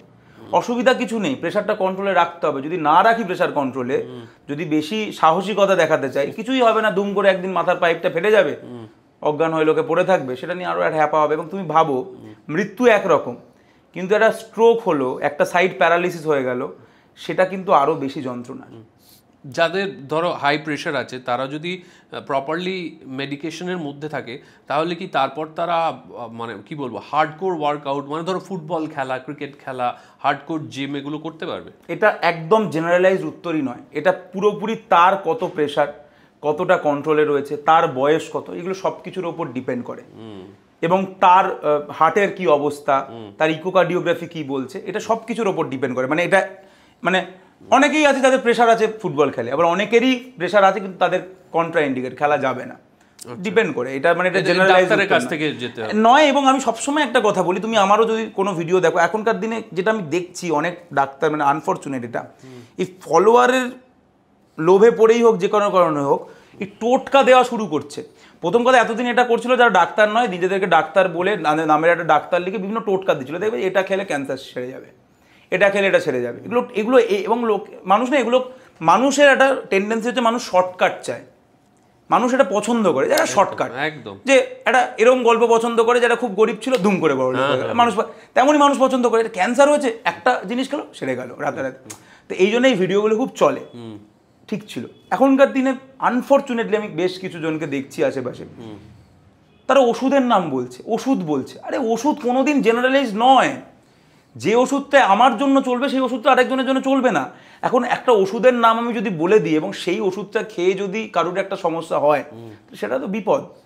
আমি মনে করি আমার সোশ্যাল মিডিয়াতে কাজ কিন্তু ওইটুকুই, এই যে স্ট্রোক যদি হয়, আমরা বলি 4.5 আওয়ার, তার মধ্যে যদি আমার কাছে পেশেন্ট পেয়ে যাই না, তার প্যারালিসিসটা হয়তো আর হবে না, আমরা রিভার্স করে দেবো। ঠিক আছে, হার্ট অ্যাটাকে যদি আমি 1 ঘন্টার মধ্যে একটা পেশেন্ট পাই না, আমি তাকে অ্যাঞ্জিওপ্লাস্টি করে তাকে পুরোপুরি সুস্থ করে দেবো। আমার কাজ সোশ্যাল মিডিয়াতে শুধুমাত্র পেশেন্টকে অ্যাওয়ার করা, যাতে আমি 4.5 ঘন্টার মধ্যে তাকে হাসপাতালে নিয়ে যেতে পারি। ঠিক। বা কারুর ধরো একটা পেটে ব্যথা হচ্ছে, সে মদ খায়, তাহলে তাকে আমার বুঝিয়ে দেওয়া যে আপনার কিন্তু প্যাঙ্ক্রিয়াটাইটিস হতে পারে এবং এটা ডেঞ্জারাস অসুখ, যে দেরি করলে কিন্তু মৃত্যু।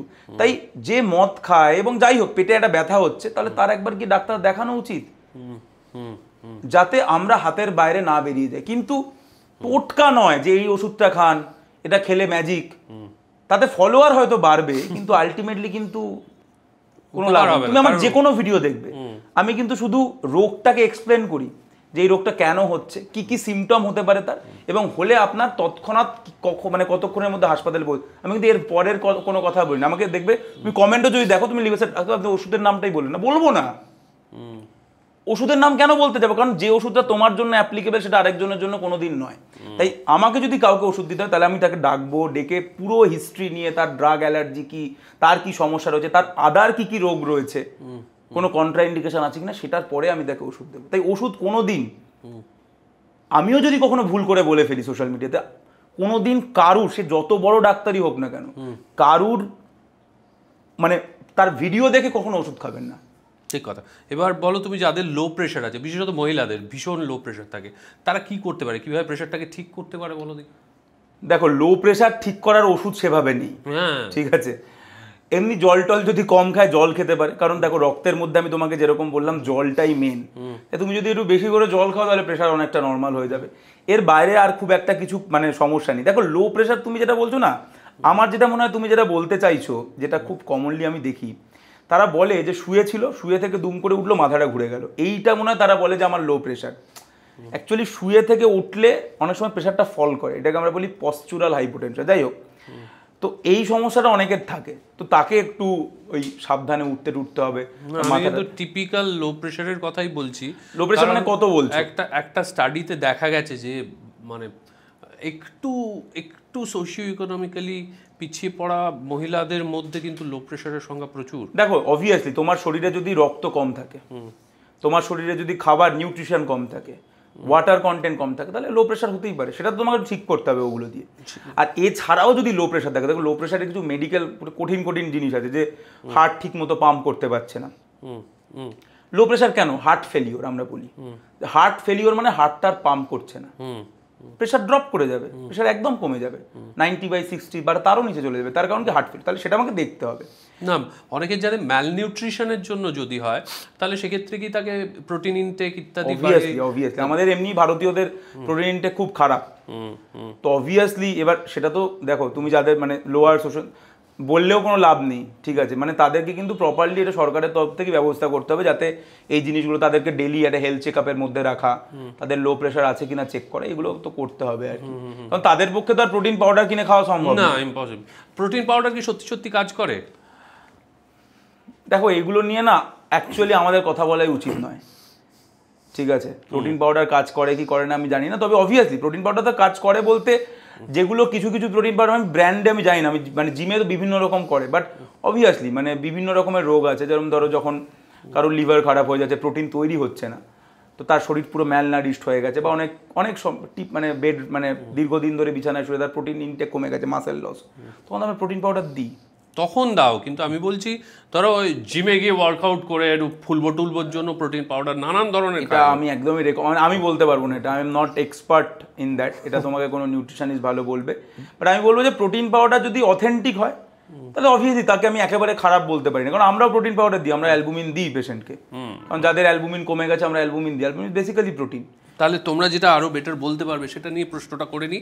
আবার নেক্সট কোয়েশ্চেন হচ্ছে, over the counter pain killer অনেক সময় মানুষজন কিনে খেয়ে ফেলে, এবং সাংঘাতিক পেন কিলার লোকজন খায়, এবং আমাদের বেশ কিছু কি বলবো বুদ্ধিমান এবং বিজ্ঞ সর্বজ্ঞ কিছু মানুষ আমাদের আশপাশে করে, তারা বলে পামচ ঠিক আছে এটাকে খেয়ে নে, পেটে ব্যথা হচ্ছে এইটা খেয়ে নে, এইটা হচ্ছে এইটা খেয়ে নেই। Over the counter pain killer খাওয়ার হ্যাবিটটা কি ঠিক?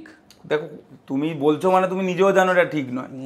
না, আমার কথা কিন্তু লোক পাত্তা দেবে না, কারুর কথাই পাত্তা দেবে না, আমি এটা সবাই জানে এটা ঠিক নয়, কিন্তু লোকে এটা মনে করে যে আমি একটা পেন কিলার খাওয়ার জন্য আমি আবার একজন ডাক্তারকে দেখাবো, ভিজিট দেবো, তখন আমি বলি ভাই সরকারি হাসপাতালে যাওয়া উচিত, তাহলে সেখানে তো ফ্রিতে হচ্ছে, সরকারি হাসপাতালে এমার্জেন্সিতে যাওয়া উচিত, কিন্তু ওষুধ কোনোদিনই কাউকে না বলে খাওয়া উচিত নয়। কিছু কিছু পেন কিলার আছে যেগুলো মানছি আমি খুব সেফ, খুব একটা সাইড এফেক্ট নেই, কিন্তু বেশ কিছু পেন কিলার আছে যেগুলোতে যথেষ্ট এমন মলিকিউল রয়েছে যেগুলো সাইড এফেক্ট করে, অ্যালার্জি করে, ঠিক আছে, খুব অ্যালার্জি করে। বেশ কিছু পেন কিলার আছে যেগুলোকে আমরা বলি নন স্টেরয়েড অ্যান্টি ইনফ্ল্যামেটরি ড্রাগ, এই গ্রুপের মধ্যে বহু ওষুধ রয়েছে, তার মধ্যে কিছু সেফ ওষুধ রয়েছে, কিছু আনসেফ ওষুধ রয়েছে। যদি আনসেফ ওষুধ কেউ নেয় না, তাহলে তার এমন ড্রাগ রিয়াকশন হবে, সেখান থেকে এমন জায়গায় যাবে, তুমি জানি না কখনো ছবি দেখেছো কিনা, পুরো চামড়াতে না ব্লিস্টার হয়ে মৃত্যুর দিকে এগিয়ে যায়, আমরা বলি স্টিভেন জনসন সিনড্রোম। আচ্ছা, ডেঞ্জারাস ওষুধ একটা ওষুধ খাওয়ার জন্য, জাস্ট ড্রাগ অ্যালার্জি, সারা চামড়া না এরকম উঠে যাবে, পুরো একেবারে সারা চামড়া উঠে যাবে শরীরে, মনে হবে পুরো পুড়ে গেছে শরীরটা, এবং সেখান থেকে ইনফেকশন হয়ে একটা কেলেঙ্কারি কাণ্ড হবে, স্টিভেন জনসন সিনড্রোম। যারা এই ওভার দ্য কাউন্টার ওষুধ খান তারা শুধুমাত্র Steven Johnson syndrome Google search করে, গুগল তো সার্চ করে সবাই, এইটা সার্চ করে একটু ছবিটা দেখে। আচ্ছা, এবার তুমি বলো যেটা মা কাকিমাদের জন্য খুব ইম্পর্টেন্ট, 60+ যখন হয়ে যায় তাদের বেসিক কিছু সমস্যা হয়, তার মধ্যে মেজর সমস্যা হচ্ছে কোমরে অসম্ভব ব্যথা হয়, হাঁটুতে অসম্ভব ব্যথা হয়, কি করবে? দেখো এটার অনেকগুলো কারণ আছে। এটার মেন একটা কারণ হচ্ছে অস্টিওপোরোসিস, তার মানে হাড়গুলো ক্ষয়ে ক্ষয়ে যাচ্ছে। কেন হাড় ক্ষয়ে যাচ্ছে? তার কারণ 60 বছর বয়স মানে একটি মেয়ের পিরিয়ড বন্ধ হয়ে গেছে। পিরিয়ড বন্ধ হয়ে গেছে মানে তাদের শরীরে যে হরমোনাল লেভেল, ইস্ট্রোজেন মেনলি, সেই ইস্ট্রোজেন লেভেল ড্রপ করে গেছে, এবং ইস্ট্রোজেন হচ্ছে মেয়েদের বোনগুলোকে হেলদি রাখার একটা সব থেকে ইম্পর্টেন্ট একটা হরমোন।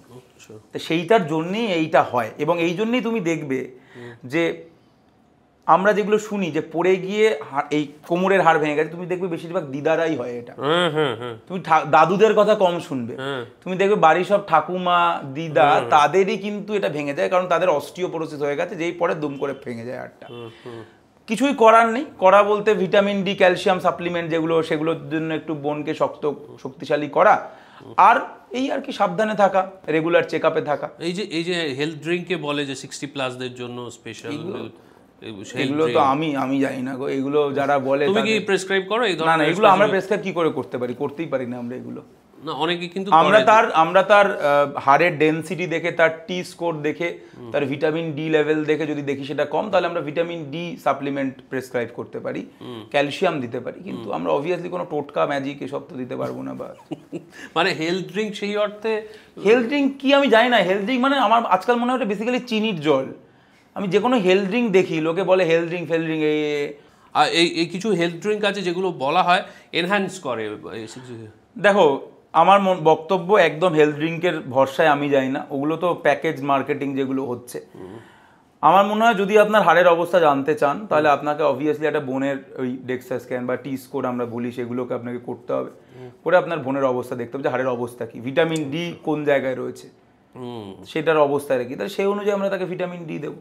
একটা হেলথ ড্রিঙ্কের মধ্যে যে কত, কারণ আমি তখন জানি যে আমাকে কতটা ভিটামিন ডি দিতে হবে। ঠিক ঠিক। বাট একটা হেলথ ড্রিঙ্ক আপনি যেটা বলছেন, তার মধ্যে কি ভিটামিন ডি রয়েছে, আদৌ আছে কি না, কি রয়েছে, এত কিছু তো জানা সম্ভব। আর একটা খুব কমন প্রবলেম হচ্ছে, অনেক সময় বলা হয় যে গল ব্লাডারে স্টোন হয়ে গেছে। গল ব্লাডারে পাথর হয়ে গেছে। গল ব্লাডারে পাথর হয় কি করে? আমরা বলতাম যে ফ্যাট ফিমেল 40, এটা একটা টার্ম আছে, মানে মেয়েদের বেশি হয় এবং সেইখান থেকে যাদের একটু ওবেসিটি রয়েছে, যারা একটু মোটা, তাদের বেশি হয় এবং 40 বছরের অ্যারাউন্ডে খুব গল ব্লাডার স্টোন হয়। তো বেসিক্যালি স্টোন হয় এখানেও না, ওই বাজে লাইফস্টাইল হোক বা যে কোনো, এমনিও হতে পারে স্টোন। বেসিক্যালি ওখানে তোমার গল ব্লাডারের মধ্যে তো পিত্তগুলো গিয়ে জমা হয়, মানে পিত্ত তৈরি হয় লিভারে, এবং লিভারে পিত্ত তৈরি হওয়ার পরে সেই পিত্ত সাময়িকভাবে এসে জমা হয় গল ব্লাডারে। তো সেইখান থেকেই পিত্তথলিতে পাথর তৈরি হয়, যেটা মেনলি মেয়েদের হয়, ছেলেদেরও হতে পারে। এবং এখানেও কিন্তু one of the major cause হচ্ছে খারাপ লাইফস্টাইল, খারাপ খাবার, ঠিক আছে, এখানেও একটা মেজর কারণ হচ্ছে এটা। তো সেখান থেকে গল স্টোন হয়। তবে আমার মনে হয় গল স্টোন সার্জারির, তোমাকে সার্জন সব থেকে ভালো বলবে, কিন্তু আমি গল স্টোন নিয়ে একটা মারাত্মক কথা বলতে চাই, যে গল স্টোন অনেকে ইগনোর করেন এবং অনেকে এরকম বলেন যে গল স্টোন গলিয়ে দেবো, কমিয়ে দেবো, এরকম তুমি শুনে থাকবে। হ্যাঁ, গল স্টোন বেরও করে দেয় ম্যাজিকের মতো। হ্যাঁ, সেরকম তুমি বাটি নিয়ে বসে। কিন্তু এই গল স্টোনের একটা ডেঞ্জারাস জিনিস আছে, সেইটা আমি বলতে চাই। আমার এক বন্ধুকে আমি হারিয়েছি, কারণ সে আমার সাথে কখনো ডিসকাস করেনি। গল স্টোন কি করে, ওই গল স্টোন যেটা পিত্তথলির মধ্যে রয়েছে, ওই পিত্তথলি তোমার কানেক্টেড হচ্ছে তোমার যে ইন্টেস্টাইন, তোমার যে নাড়িভুড়িগুলো রয়েছে তার সাথে কানেক্টেড। আবার সেই নাড়িভুড়ির সাথে আরেক দিকে কানেক্টেড হচ্ছে অগ্নাশয়। ব্যাপারটা বোঝো, অগ্নাশয়ের নালী একদিকে তোমার নাড়িভুড়ির মধ্যে ঢোকে, আর পিত্তথলির এইটা একদিকে ঢোকে। এবার কি হয়, পিত্তথলির পাথর, তুমি যদি ওটাকে ধরো কেটে বাদ দাও নি, আছে থাক, ওই পাথর ওখান থেকে এসে এই অগ্নাশয়ের মুখটা এসে ব্লক করে দেয়। যখনই অগ্নাশয়ের মুখে ব্লক করে দেয়, অগ্নাশয়ের মধ্যে থাকে উৎসেচক, বিভিন্ন রকমের এনজাইম থাকে, তারা বেরোতে পারে না, তারা ভিতরেই নিজের মতো ওটা অ্যাক্টিভেট হয়ে যায় এবং অ্যাক্টিভেট হয়ে অগ্নাশয়টাকেই ধ্বংস করে দেয়। That is acute pancreatitis. Acute pancreatitis মদের জন্য একটা কারণ, অ্যান্ড এটা হচ্ছে আরও মেজর কারণ, সেটা হচ্ছে গল স্টোন। এবং অ্যাকিউট প্যাঙ্ক্রিয়াটাইটিস একটা ডেডলি রোগ, ডেডলি। প্যাঙ্ক্রিয়াস যখন পচে যায়, মুহূর্তের মধ্যে তোমার বডির মধ্যে পুরো ইনফেকশন হয়ে যায় এবং সারা রক্তে ইনফেকশন ছড়িয়ে পড়ে। কোনো তেমন ওষুধ নেই, একটা দুটো ওষুধ রয়েছে, অ্যান্টিবায়োটিক রয়েছে, সেগুলো দিয়ে আমরা চেষ্টা করি। মেনলি হচ্ছে তাকে তখন সেই ভেন্টিলেশনের দিয়ে, সাপোর্টিভ দিয়ে যদি ফিরে আনা যায়, ফিরে আসে, আমি আসে না বলছি না, কিন্তু ভেরি হাই রিস্ক। আমি সেই জন্য আমার না অ্যাকিউট প্যাঙ্ক্রিয়াটাইটিস এই রোগটাকে খুব ভয় লাগে। আমার বন্ধুকে হারিয়েছি, আমি কিছু জানতামই না। আমাকে একদিন হঠাৎ শুনলাম যে বন্ধু ভর্তি আইসিইউতে। বললাম কী হয়েছে? যে কী করে প্যাঙ্ক্রিয়াটাইটিস হলো? মদ খায় না, ফার্স্ট মদ মাথায় এলো। তখন বললো না, ওর গল ব্লাডারে স্টোন হয়েছিল 1 বছর ধরে, ও কোথাও একটা দেখাচ্ছিল, যে বলেছিল যে এইটা খাও, ওটা আস্তে আস্তে গলে যাবে। গলে তো নিই, ওই পাথরটা বেরিয়ে অগ্নাশয়কে ড্যামেজ করে অগ্নাশয়টাকে দিয়েছে পচিয়ে, এবং আলটিমেটলি 14 দিনও আইসিইউতে ছিল এবং তারপরে ফিরে আসেনি আর কি। তাহলে গল ব্লাডারে প্রথমত দুটো জিনিস আমাকে বলো। প্রথমত কি করে বুঝবো আমার গল ব্লাডারে স্টোন হচ্ছে? গল ব্লাডার স্টোন বেশিরভাগ সময় বোঝা যায় না ইনিশিয়াল লেভেলে। হ্যাঁ, তাতে অসুবিধা নেই, বোঝা যাচ্ছে না। তুমি ওই অনেক ক্ষেত্রে ইউএসজি করলে ধরা পড়ে, ইউএসজি অন্য কারণে করেছো, ধরা পড়ে গেছে, তুমি তার অবভিয়াসলি তখনই একজন সার্জনকে দেখিয়ে নাও, তখনই একজন জেনারেল সার্জনকে গিয়ে দেখিয়ে নাও এবং অ্যাডভাইস নিয়ে নাও যে কি করব আমি, তিনি যা বলবেন সেটা করো। আর গল ব্লাডারের একটা খুব যদি সিমটম বলতে পারো, তাহলে ডান দিকে ব্যথা হয়। ডান দিকে আমার কোন দিক? জাস্ট তোমার বুকের যে পাঁজরের নিচটায় ব্যথা হবে। ওকে, ডান দিকে পাঁজরের নিচে ব্যথা হবে। এটা হতেও পারে, নাও হতে পারে, অনেক সময় হয়, অনেক সময় হয় না। তাহলে কি একজন সার্জনের কাছে, আচ্ছা এটা মাইক্রো সার্জারি করা হয় বোধহয় এখনকার দিনে করা হয়, আগে তো পুরো পেট কেটে করা হতো, এখনকার দিনে তো তোমার ওই 4টে ফুটো করে ওটাকে বার করা হয়। আর এইটা তুমি বলছো চট করে বোঝা যায় না, ব্যথা হলে সাথে সাথে যেতে হবে। আর তাহলে আমি অনেকগুলো এরকম এর কথা তুমি বললে, অসুখের কথা বললে, যেগুলো চট করে বোঝা যায় না, এরকম ঘটতে পারে। তাহলে আমাদের প্রত্যেকের কি বছরে একবার করে হেলথ চেক আপ করানো উচিত? হেলথ চেক আপ পুরোটা না হলেও বেসিক কিছু ব্লাড টেস্ট, ঠিক আছে, হিমোগ্লোবিনটা কত আছে, সুগারটা কত আছে, লিভার প্রোফাইল কি আছে, আর লিপিড প্রোফাইল কি আছে, এইরকম টুকটাক দেখা উচিত। একটা বেসিক ইসিজি তো অ্যাটলিস্ট করিয়ে নেওয়া, যদি ইকোকার্ডিওগ্রাফি যদি কারোর অনেক কস্টলি প্রসেস, এরকম তো অবভিয়াসলি মানে বেসিক জিনিসপত্রের একটু দেখে নেওয়া উচিত, যে কিডনিটা ঠিক আছে তো, হার্টটা ঠিক আছে তো, লিপিড প্রোফাইলটা ঠিক আছে তো, একটা ইউএসজি, ব্যাস, এইটুকু তো অ্যাটলিস্ট করা উচিত। 40 ঊর্ধ্ব মানুষের কি 6 মাস অন্তর অন্তর করা উচিত? ডিপেন্ড করছে, আমি বললেই কেউ করবে না। দেখো, এগুলোর কোনো রুল নেই। আমি তো বলবো প্রতি মাসে করলে আরো ভালো, কিন্তু এরকম তো হয় না, এর কোনো রুল নেই। এটা তার, তবে আমার মনে হয় বছরে একবার তো অবভিয়াসলি করা উচিত। একবার তো অবভিয়াসলি তার সুগার, তার লিপিড প্রোফাইল, তার সিবিসি, অ্যাটলিস্ট একটা ইসিজি, একটা ইউএসজি, হোল অ্যাবডোমেন, এই জিনিসগুলো তো অ্যাটলিস্ট একটা দেখে নেওয়া দরকার। ওকে, একদম যারা প্রচণ্ড ইয়াং ছেলেপুলে, মানে ধরো 21 থেকে 30-এর মধ্যে যে সমস্ত ছেলেপুলে, তাদের এখন থেকেই তো হ্যাবিটগুলো তৈরি হবে বা ব্যাড হ্যাবিটসগুলোও তৈরি হবে। তাদের যদি সুস্থ থাকার জন্য এবং দীর্ঘদিন ধরে সুস্থ থাকার জন্য কিছু টিপস হয়, সেগুলো কি তোমার? হেলদি ওয়েতে ওজনটাকে ঠিক রাখতে হবে। ঠিক আছে, মানে আমার মনে হয় রেগুলার একটা হাঁটা চলা বা বডির যে অ্যাটলিস্ট ওয়াকিং, মানে আমি বলছি না গিয়ে জিমকে একদম গুড়িয়ে দেওয়া বা এরকম ব্যাপার নয়, কিন্তু অ্যাটলিস্ট যেটা বললাম যে 150 মিনিট পার উইক অ্যাটলিস্ট এইটাকে মেনটেন করা, পরিমিত জল খাওয়া, যতটা সম্ভব জাঙ্ক ফুড কম খাওয়া, খুব ইম্পর্টেন্ট ঠিক সময়ে ঘুমানো এবং সেই স্লিপ সাইকেলকে মেনটেন করা। মানে আমি এরকম না যে আজকে আমি 2টো থেকে রাত 2টোর পরে ঘুমালাম, কালকে আবার 10টায় ঘুমিয়ে পড়লাম, পরের দিন রাত 8টায় ঘুমালাম। একটা স্লিপ সাইকেল মেনটেন করা, এবং অবভিয়াসলি তার বাইরে যেটা সেটা হচ্ছে যে নিজের শরীরকে আরো একটু ভালো করে চেনা, যে কোথাও সমস্যা হচ্ছে, কি সমস্যা হচ্ছে, তাহলে ইমিডিয়েটলি সেটাকে লুকিয়ে না রেখে বা ভয়ে না পেয়ে, বা আমার অল্প বয়স কিছুই হবে না, ডাক্তার দেখানো। মানে কতক্ষণ ঠিক ঘুমানো দরকার বলো তো? এটা নিয়ে নানা মুনির নানা মত। মানে এগুলোর কোনো এরকম কোনো লেখা নেই এগুলো বইতে, এগুলো বিভিন্ন লোক বিভিন্নভাবে বলে। ঠিক আছে, মানে দেখো, বলা অনেকে বলছে 8 ঘন্টা ঘুমানো, 8 ঘন্টা ঘুমানো পসিবলই নয়, কাজই শেষ হবে না 8 ঘন্টা ঘুমানো। কেউ 8 ঘন্টা বলে, আবার আমি একজন বিখ্যাত বিজ্ঞানীর কথা শুনেছিলাম, সে বলেছিলাম আমি ঘুমোতে পারি না বলে আজকে এত বড় কিছু করেছি। এমন যে বিজ্ঞানী আছে, বাঙালি বিজ্ঞানী, তিনি বলেছিলেন আমার ইনসমনিয়াটাই আমার শক্তি, আমি ঘুমোতে পারি না বলে আজকে আমি এই জায়গায় দাঁড়িয়ে রয়েছি, কারণ আমি ততক্ষণ কাজ করতে পারি। ঠিক আছে, তবে আমার মনে হয় তোমার শরীর যতটা পারমিট করছে ততটা ঘুমানো ভালো। আর যারা সেটা বুঝতে পারছে না তাদের অবভিয়াসলি 7-8 ঘন্টা ঘুমানো, যাদের পসিবল তারা ঘুমোক, যারা পারছে না তাহলে সেখান থেকেই তাকে অ্যাডজাস্ট করতে হবে। তুমি কতক্ষণ ঘুমো? আমি 7-8 ঘন্টা ঘুমানোর চেষ্টা করি। 7-8 ঘন্টা? 7 ঘন্টা তো ঘুমানোর চেষ্টা করি। আচ্ছা, গুড গুড। এইরকম একটা নলেজেবল মানুষ যার সঙ্গে কথা বলে মুগ্ধ হয়ে যেতে হয়, সেই মানুষটার নাম ডক্টর লুজার কেন? ডক্টর লুজার কেন না এটা আমি আর এখন জানি না, এটা আমি বিভিন্ন টাইম পিরিয়ডে বিভিন্ন ব্যাখ্যা দিয়েছি। এই মুহূর্তে ডক্টর লুজারের ব্যাখ্যাটা যেটা আমি সবাইকে দিচ্ছি সেটা হচ্ছে, লোকে আমাকে ভাবে আমি ডাক্তার নই। ঠিক আছে, লোকে ভাবে ডাক্তার হলে সোশ্যাল মিডিয়াতে ভিডিও দিচ্ছে কেন, ডাক্তার হলে চেম্বার করতে পারতো, চেম্বার করে না, কিছু করে না, ডাক্তারে বোধহয় নয়, ভুয়ো ডাক্তার, তো গালাগাল দেয় এসে। তো আমি তাদেরকে বলছি গালাগাল দেবেন কেন, আমি আগেই বলে দিচ্ছি আমি ডাক্তার লুজার। আপনার গালাগাল দেওয়ার আগেই আমি বলে দিলাম আমি ডক্টর লুজার, তাই আপনার গালাগাল দেওয়ার একটু কষ্টটা কমিয়ে দিলাম। আমার মনে হয় খুব ক্যাচি একটা নাম করার জন্য এটা করেছিলে, যেটা ইচ্ছে করে উল্টো দিক থেকে গদাম করে ঘুষি মারার মতো। ক্যাচিও নাম নয়, মানে ওই সময়টা না, তখন আমি ডাক্তারি করবো না ভাবছি, আমি তখন পাস করেছি মেডিকেল কলেজ থেকে সবে আমার তখন ডাক্তারি। এখানে থামিনি, জয়েন্টে কত র্যাঙ্ক ছিল? 80। বাবা, তুমি জানো এখানে একজন মানুষ এসছেন, ওই চেয়ারে বসেছেন, যে জয়েন্ট এন্ট্রান্সে প্রথম হয়েছিলেন, গর্গ চট্টোপাধ্যায়। হ্যাঁ, আমারই সিনিয়র মেডিকেল কলেজেরই তো দাদা, গর্গদা। তোমার 80 র্যাঙ্ক করেছো? বাবা কি ভালো ছেলে এরা। তো তারপরে আমি মেডিকেল কলেজে পাস করার পরে আমার তখন আর আমার সামহাও ভালো লাগছে না, কারণ মেডিকেল কলেজে গিয়ে আমি পড়াশুনোটা মানে এনজয় করিনি, কারণ আমি খুব টিচার ডিপেন্ডেন্ট, এবং আমি ছোটোবেলা থেকেই ভেবেছিলাম যে খুব ভালো টিচার আমি সবসময় পেয়ে যাই, আমি লাকি, আমি সবসময় সারা জীবন ভালো টিচার পেয়েছি, সেটা যে কোনো সময় একদম ছোটো থেকে। মেডিকেল কলেজে গিয়ে ভেবেছিলাম বিশাল ব্যাপার হবে, গিয়ে দেখলাম পড়ানোটা যে একটা অন্য জিনিস, সেটা প্রথমবার বুঝতে পারলাম যে পড়ানোটা সবাই পারে না, তার নামের পাশে অনেক ডিগ্রি থাকতে পারে, সে অনেক বেশি কোয়ালিফাইড হতে পারে, but teaching is a totally different game. এবং লোকে ভাবে না যে একটা ভালো ছেলে যে এক্সট্রাঅর্ডিনারি, সেটা বিশাল রেজাল্ট করলো আমার কাছে পড়ে, তাদের কোনো ক্রেডিট নেই, সে এমনিই করতো। একজন মিডিওকারকে যে এক্সট্রাঅর্ডিনারি বানাতে পারে সে হচ্ছে টিচার।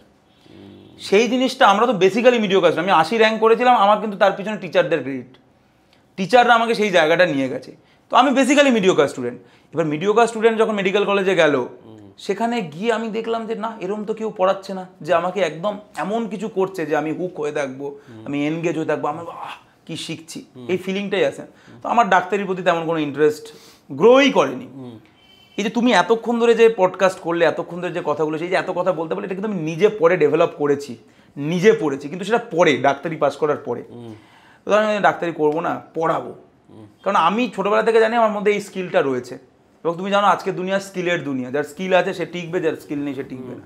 কারণ যখন স্কিল একটা আছে, আমি পড়াই, বাড়িতে বললাম পড়াবো, কীভাবে পড়াবি, তখন কোভিড কিছু আসেনি, আমি বললাম যে আমি অনলাইনে পড়াবো, কারণ তখন অনলাইন প্ল্যাটফর্ম সবে ওঠা শুরু করেছি, 2018 সালের কথা বলছি, অনলাইনে পড়াবো। মাথা ফাতা খারাপ, ডাক্তারি করলে কি বলবো, লোককে বাবা মা বলছে কি বলবো, ছেলে টিউশন করে। আমি বললাম যে আমার তো পড়ানোর বিশাল শখ, এদিকে কেউ পাত্তা দিচ্ছে না, ঠিক আছে। তখন আমি একটা ছোট্ট ভিডিও আপলোড করেছিলাম, পড়ানোরই একটা ভিডিও, ভিউজ টিউজ কিছুই হয়নি। এবং তখন আমি ভাবলাম যে একটা নামও দেওয়া যাক, কিছু একটা নাম তো দিতে হবে।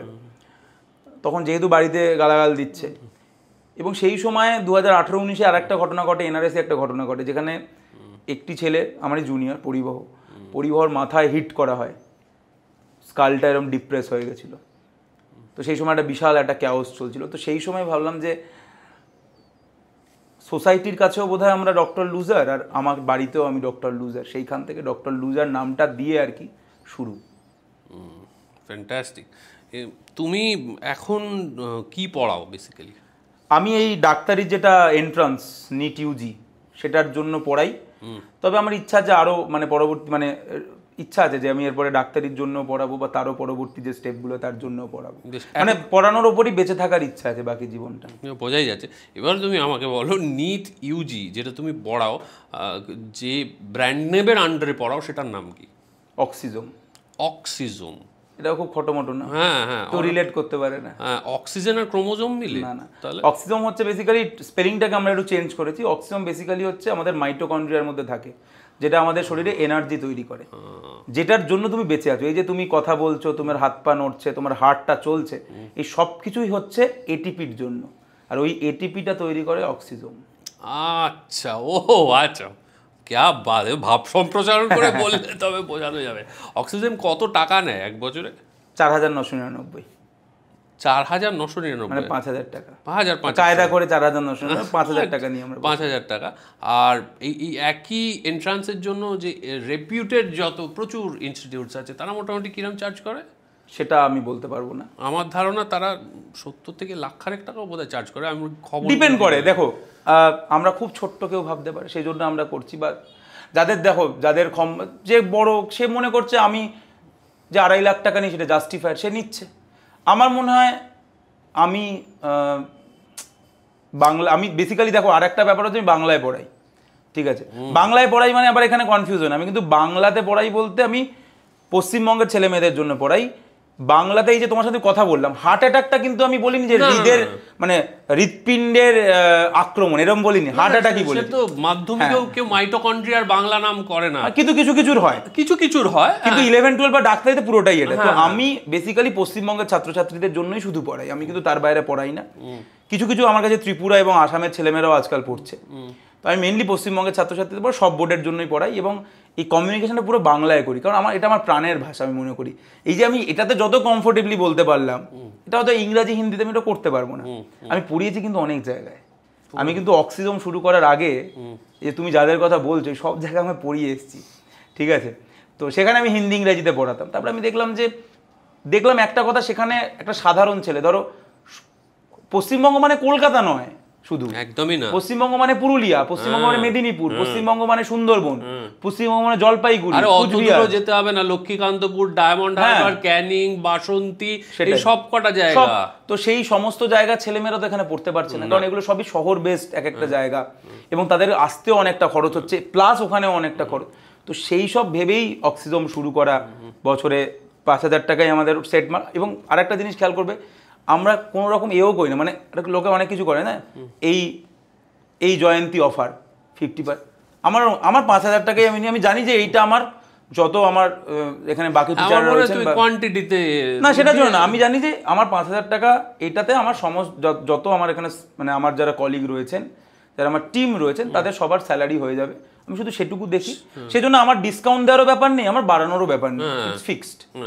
ফ্যান্টাসি, এবং অ্যাফোর্ডেবলও। তার মানে একটা মোটামুটি, ধরো সাধ্যবিত্ত যেটাকে বলে, সেই রকম ঘরের ছেলেরাও যদি মেধা থাকে, এবং তার যদি 5,000 টাকা অ্যাফোর্ড করার না পয়সা থাকে, আমি বহু ছেলে মেয়েকে ফ্রিতে পড়াই। তাকে সে যদি, মানে আমার কিছু যায় আসে না, এখন আর তো কিছু যায় আসে না। দেখো, এখন আমি 5,000 স্টুডেন্ট পড়াই। কত? 5,000, হাজার পাতেক স্টুডেন্ট পড়াই এখন আর কিছু যায় আসে। 5,000 স্টুডেন্ট কি করে পড়ানো সম্ভব? একটা কলেজে 5,000 স্টুডেন্ট থাকে না? না, মানে আছে, মানে পড়াই, মানে সব ব্যাচ মিলিয়ে বলছি, বুঝতে পেরেছি, 11 এর ব্যাচ, 12 এর ব্যাচ। তো এখন আর কিছু যায় আসে না। এখন ভাবি যে যেটা আমার স্বপ্ন ছিল, যে আমি কোথাও না কোথাও, আজকে আমার কাছে এটা পড়েও না, তারাও জানে, মানে তারাও, আমি যদি একটা ক্লাস নিই এখন, আমি জানি যে সেখানে জায়গা হবে না, ধরো আমি একটা ক্লাস বললাম ওপেন টু অল করে দিলাম, যে আজকে আমার ক্লাসটা এটা যে আমার কাছে পড়া সেও আসতে পারে, জানি। তুমি আমার ইউটিউবে একটা ক্লাস দেখবে, আমি একটা ক্লাস নিয়েছি এই গত বছর নিটের আগে নিয়েছি, নিটের আগে একটা করে ক্লাস নিই, এবছরও নেবো, ফ্রিতে ক্লাস নেবো, ইউটিউবে ক্লাস নেবো। তুমি দেখবে সেই ক্লাসটা দেখেছে 80,000 স্টুডেন্ট, 80,000 স্টুডেন্ট ক্লাসটা দেখেছে। ক্লাস একটা, কোনো এন্টারটেনমেন্ট নেই, কোনো কিচ্ছু নেই, জাস্ট একটা ক্লাস, বাংলায় পড়াচ্ছি আমি, 80,000 স্টুডেন্ট দেখেছে।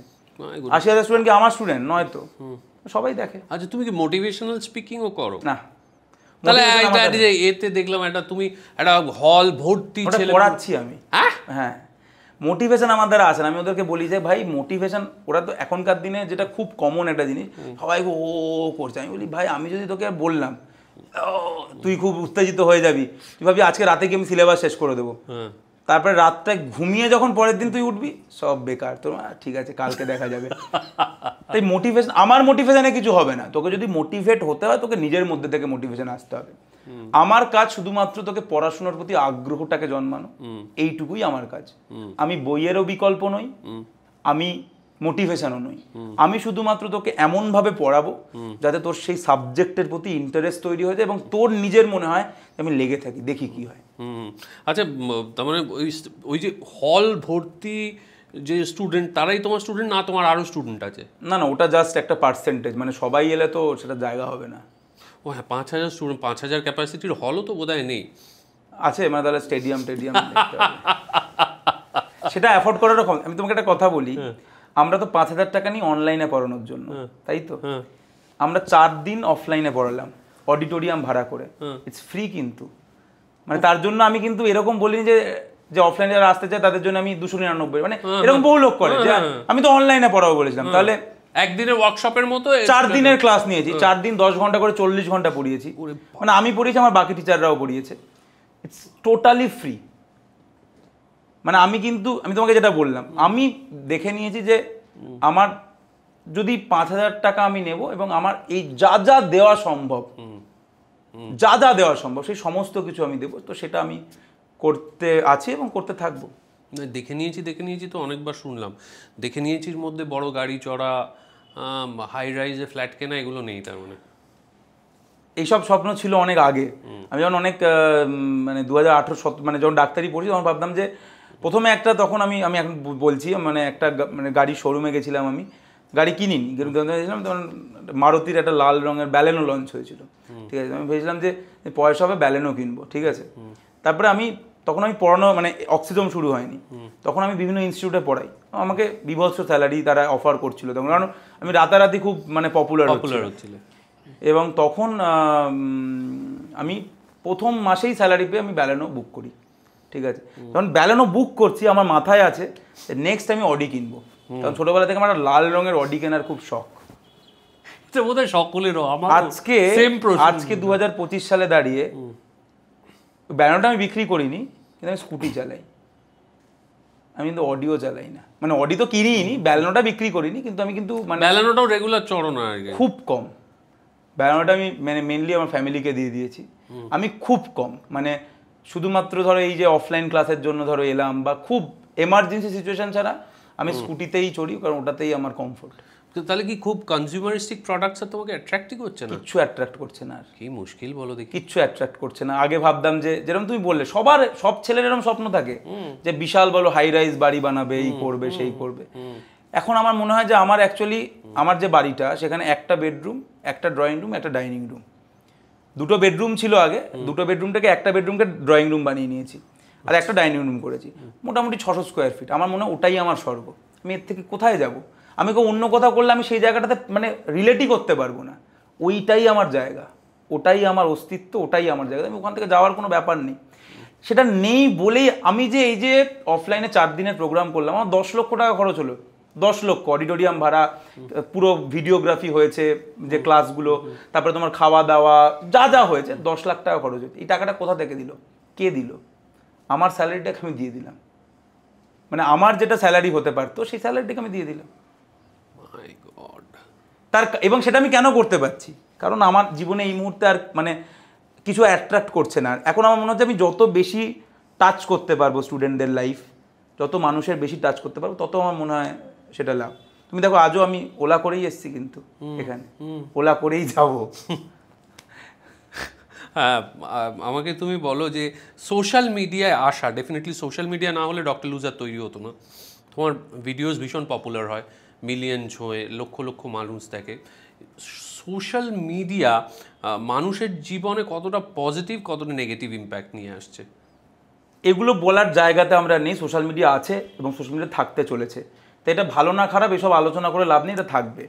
আমি সোশ্যাল মিডিয়াতে যেভাবে দেখি, তুমি যদি সোশ্যাল মিডিয়া খোলো এখনকার দিনে, এই মুহূর্তে তুমি কি দেখো সোশ্যাল মিডিয়াতে? বিরিয়ানি ঝরে পড়ছে, লোকে প্রত্যেকে এইটা আমি জামা কাপড় কিনছি, এই কিনছি, মানে যেগুলোর ওয়ার্ড মানে বেসিক্যালি কিন্তু কোনো মানে মিনিং অ্যাড করছে না। আমি বলছি না মিনিং অ্যাড করতে হবে, আমি বলছি না, কিন্তু তুমি কি দেখো?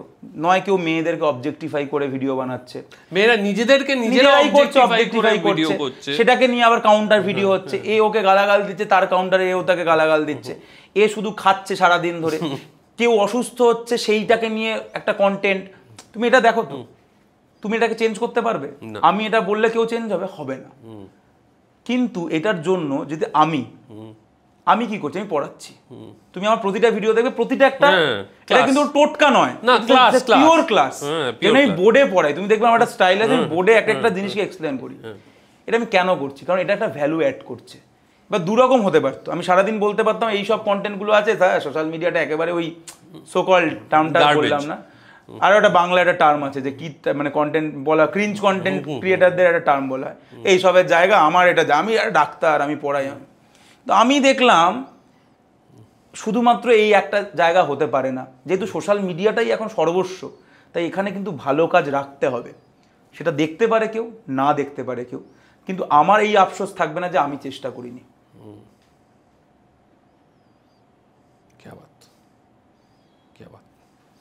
আমার মনে হয় আমার আর এই ইন্টারভিউটাকে দীর্ঘায়িত করার কোনো কারণ নেই। ও অনেকটা সময় দিয়েছে, তার জন্য ওকে ধন্যবাদ। কিন্তু এটা বোধহয় প্রথমবার হচ্ছে, আমার একটা অন্যরকম ফিলিং হচ্ছে। তোর বয়স কত রে? 30। হ্যাঁ, ও আমার চেয়ে 10 বছরেরও বেশি, এক যুগের বেশি ছোট। আমার আজকে ওকে প্রণাম করতে ইচ্ছে করছে। এমন লোকজন, ওরা তো রেয়ার স্পিসিস হয়ে গেছে। এরকম আমরা আগের জেনারেশনে দেখেছি, আমাদের কাকা জ্যাঠাদের মধ্যে কেউ কেউ ছিলেন যারা সারা জীবন এই রকমভাবেই এতটা সহজ সরল স্বাভাবিক মাটিতে পা রেখে চলতে পেরেছে। ভীষণ পপুলার, সোশ্যাল মিডিয়াতে পপুলার, ডাক্তার, মেধাবী, আরও অনেক কিছু, যে ভাইবটা আমি পেলাম। কিন্তু কোথাও গিয়ে এই কনজিউমারিজমের থেকে ও সচেতনভাবে ভীষণভাবে ভেতরে থেকেও ভীষণভাবে বাইরে রয়েছে। আপনাদের যদি এই এপিসোডটা ভালো লেগে থাকে তাহলে আপনারা দুটো কাজ করুন।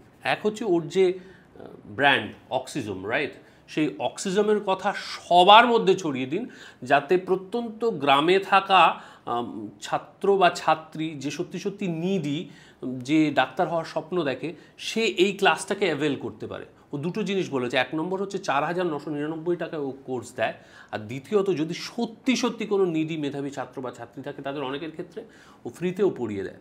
তাহলে এই কথাটা যেন সব জায়গায় পৌঁছে যায়। আর দ্বিতীয় হচ্ছে আমাদেরকে একটু লাইক করুন, সাবস্ক্রাইব করুন, কমেন্ট করুন, কারণ যত বেশি বেশি সংখ্যক মানুষ আমাদের সাবস্ক্রাইব করবেন তত বেশি মানুষের কাছে আমরা ডক্টর উইনার,